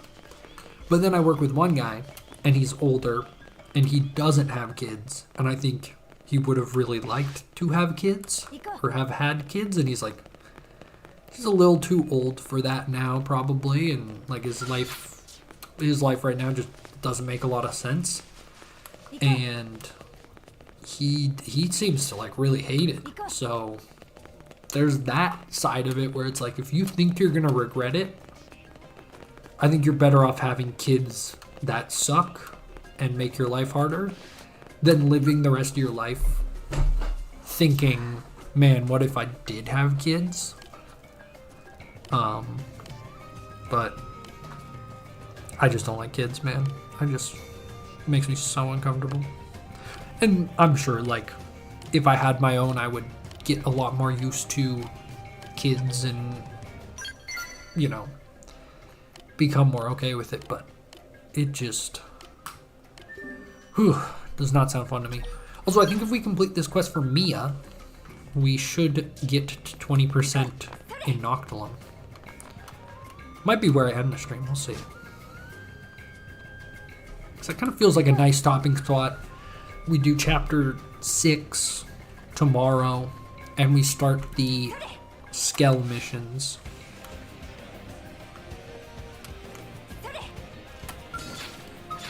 So is that thing just going to attack me no matter what? I think so. So I think if we go like that, like this, you slip right under here and go back up to Mia.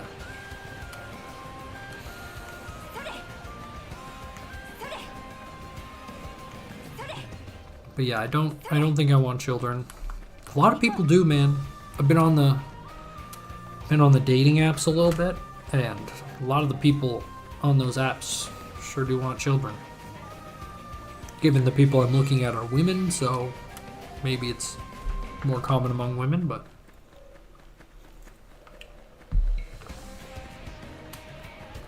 don't want them. I think my profile says open to children, but there was a time, like there was a chunk of my life where I was like, shoot, I really wanted to have children. And then I was like around some in public near that time, and I was like, actually, wow, that looks awful. But I'm also like a really anxious person. So having like a screaming child with me when I'm out in public doesn't sound fun. And I don't think I would raise a quiet kid. Like, just judging by how noisy my cat is, I'm not raising a quiet kid. Like, I watch a lot of Northern Lion. His kid seems cool as hell, honestly, and seems like a good vibe, but I don't think most kids are like Northern Lion's kid. Also, like, that kid has two parents that stay at home with it a lot and give her a lot of attention and have done a lot of work to like make sure the kid's good, which I'm sure I would also do, but it's like I don't really want to put in that kind of effort. Really, mister? You playing with your tree? Not his tree, his... Ow. Hey, bud. We don't attack feet, remember? You can keep playing. What's wrong? I need to remember to not do baby voice with him. Because if I do that, he thinks that he needs to mess with me. Oh, I accidentally kicked him and now he's biting my foot.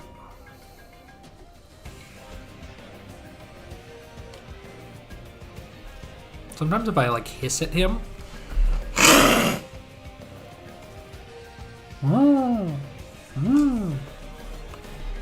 he'll stop, but it's not working. He is, ow, mister, stop it. I'm gonna put on shoes, 1 sec.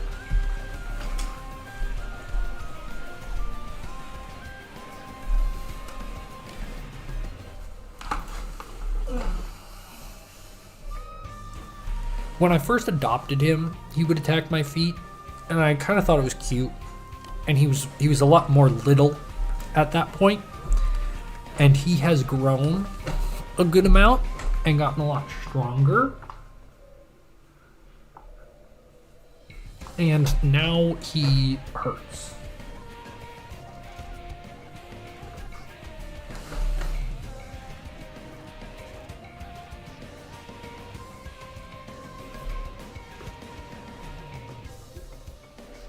I'll even leave him untied, Lammy. You can play with the shoelaces if you want. Have to wear shoes in my own apartment because of my fucking cat. Oh! Mia! She's the one. So there was a quest earlier in the game where this girl's like, I'm gonna sneak out of the city and go on an adventure. And I helped her get out of the city. And now she keeps getting herself in trouble.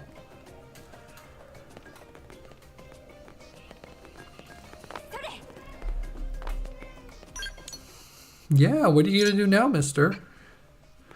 I put my shoes on. Cause I'm bleeding right now from my thumb. Because of him. Also, my skin on my hands is in really rough shape. Because I do dishes for my job. And weird fact about me, I absolutely hate wearing lotion. Just a absolute psychopath take, but I find lotion like super gross. I just hate putting on lotion. But then if you don't wear lotion and you wash dishes for your job, your skin gets destroyed. And that's where I'm at right now, where my thumb on my left hand and my knuckles on my right hand are like so aggravated and dry and just awful. I wonder if it's also, I use like super hot water and I wear these rubber gloves, and so my skin doesn't feel that hot, but I wonder if it's burning, like I'm actually getting burned. So I might try colder water if I remember to. I don't know. I'm not going to do as many dishes soon. Mia, that's an enemy. It's going to stand up.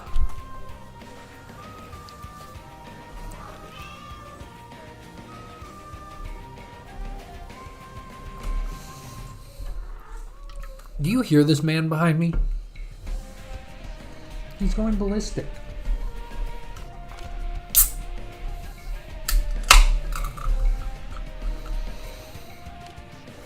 This boulder's definitely not a real boulder, so kill it. I'm pretty sure I won't die if you do me that one little favor. Honestly, this is good writing. I like Mia's quest. But again, it's just like silly and dumb.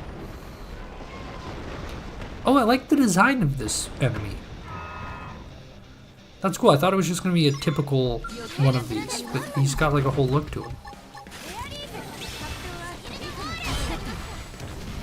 Wooden Tech Insula. Also, my favorite fact about this game is that this game is partially responsible for Breath of the Wild. So when they were making Breath of the Wild, they were having a lot of development problems. We didn't know. It was supposed to come out for the Wii U, kept getting delayed. They just like, really what I think was happening, they couldn't get the game to run on the Wii U. So Wii U was not very powerful. While they're working on that game, this game comes out, Xenoblade Chronicles X, also for the Wii U, and it runs, and it's frankly like bigger and more graphically impressive than Breath of the Wild. Nintendo calls up Monolith Soft, the people that make this game, and they're like, hey, can you help us make the Zelda game? And they did, and that's why we got Tears of the Kingdom, and why it's Breath of the Wild, why it's such a massive, incredible game. And then Nintendo was like, wow, this studio's really good at what they do, and they're really good at developing on Nintendo's platforms. We don't want them to go over to Sony, so they bought all of Monolith Soft. Now Monolith Soft is a first-party developer. And also Nintendo's like, you frankly know better than us, so they kind of let Monolith do whatever they want, which I think is so smart. Like, they clearly found a studio that they trusted a lot, and I mean, it's working out really well for both sides. So if you're a Nintendo freak like me, I'm not really a Nintendo freak, but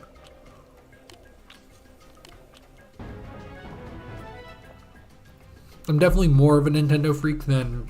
I'm not a Sony freak at all. I think that's... Hey, 20%! Fuck yes! Oh my god. Let's do some equipping before we end stream. But I'm going to end at like 8:30. Which, good stream. I want to stream more, but I'm kind of just thinking about what's going on in my life and what I want to do. You know what I might do? I don't know. I was thinking about it, but now I'm like, I don't know how much I want to actually do that. I was thinking about taking a day off, but I think I'm better off taking a day off on Friday. So I think that's what I'll do. Take a day off on Friday. We got a new TP art, Astral Protection, boosts all resistances, recovers HP when using arts. Actually, that's not bad. What is this? More ether damage. Boosts blaze and shock damage inflicted on enemies. I love this. Get rid of this one. You know what? I'll get rid of that. Okay. Never own a PlayStation, and the Xbox you do have, you never use. My Nintendo systems were all you used until you got a PC. I think Nintendo, having like a Nintendo console and a PC are, that's bread and butter territory. In my opinion, like, I kind of agree with you. I think that's kind of all you need. I actually like these two abilities. They're pretty strong. I think we'll get rid of that. Okay. I like our loadout with Neil. She might actually be good now. Also, I need to reset all of my things I don't have equipped. And then we'll upgrade everything one time. So I was in a kind of different situation. So I grew up... I mean, I'm not going back there. I can talk about where I grew up. I grew up in Redmond, Washington, or technically Kirkland, which is right next to Redmond, which, if you didn't know, is where Nintendo of America and Microsoft are both headquartered. So, like, for me, my parents didn't work at Microsoft, but most of my friends' parents did. Like, that is where most people in that community work. Like, that's just the reality of that area. And so my friends were really all into Xbox because all their parents worked there, and I kind of played Nintendo stuff because it was like kind of cheap to get it secondhand. Same with Xbox stuff. I just didn't have an Xbox. Yo!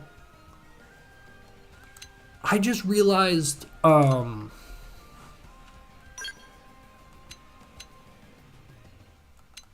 that you can upgrade your skills.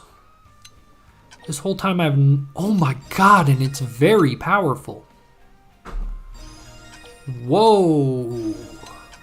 This is so much value.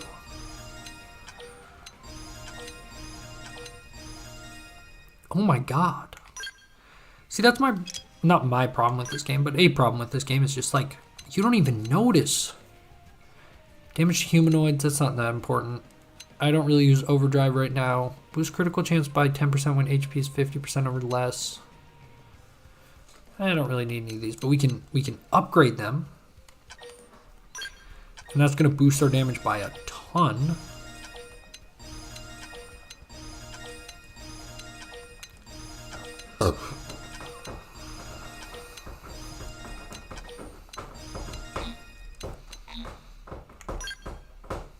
Hi, Bubba.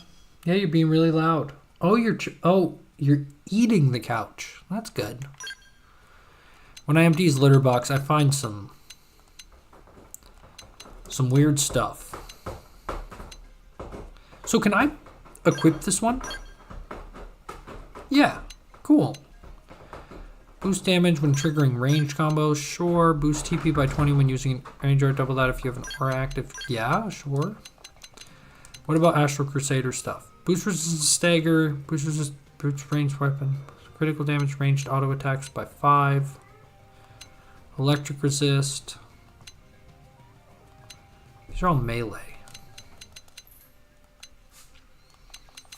God, I have like no good skills. I feel like the class I picked was terrible. Kind of feel like I want to switch. Let's see, what do we get? Reduce cooldown for ranged auto attacks. Boost electric damage on enemies inflicted with shock. That could be really good. Like, we're just like, you shock them and then you dump damage into them. I can see that. Boost 10%. 10% chance of dealing electric spike damage when taking a hit. Boost TP when using it. Oh, that's so good. Never mind. I'll upgrade that just for this. TP Overdrive might be one of the strongest abilities in the game. There's another one. I'm going to try to find it just because I'm curious. It is the one that does Core Crusher. So it's a Psi Corruptor skill. Ether attribute attacks cannot damage enemy appendages but deal 50% primary damage when targeting them.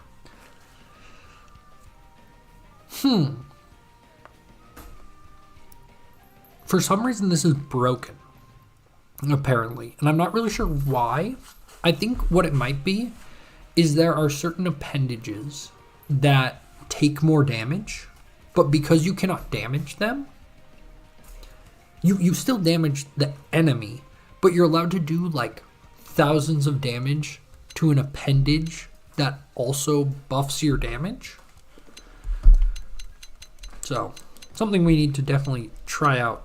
That's what's so exciting about this game is like when you play an MMO, it's like, oh man, I wish I picked that class. Like, by the time we finish this game, we will have played every class, which, that's cool to me. I like that. And I think there's some like real multi-classing in this game too, once you get a little further. So, now that we have surveyed 20% of Noctilum, we have completed the side. Honestly, we did all the prep for starting chapter 6, which is so nice. Like, that was a well-contained stream, shockingly. Usually there's not like a clean start end point. let's just see if we can start this. And if we can, that's cool. I also really have to pee. So the stream's probably going to end quite suddenly. Not quite suddenly, but I gotta pee, man. I've not played as Lynn at all. Maybe I should try that sometime. We are ready. So tomorrow's stream, we will start this. I'd like really have to pee all of a sudden. So the stream is ending quick. Thank you to everyone who joined me tonight. I had a lot of fun on this stream, as I always do. We got 3 views. 2 people are here right now, apparently. Thank you all for joining. Average view duration was 1 hour, 19 minutes. That's very funny. So people stuck around, which, again, I just really appreciate. I had a lot of fun. And we'll be back tomorrow. I guess I haven't said my schedule. Or I haven't mentioned that, like, I can actually have a pretty solid schedule. I think I will stream around, but like start stream between 5 and 6 and stream for about 3 hours every day. So 5 and 6 Pacific, I should say. So if you are around at that time, that will be my weekday stream time, because that's just when I'm off work. So yeah, start at like 5-ish, maybe a little earlier some days. We'll see. Usually I do some stuff for like an hour after work. I get home at 4, try to start stream around 5. All right. Thank you all. I really have to pee. Take care. Take care of yourselves. Switch 2 got announced today. That was dope.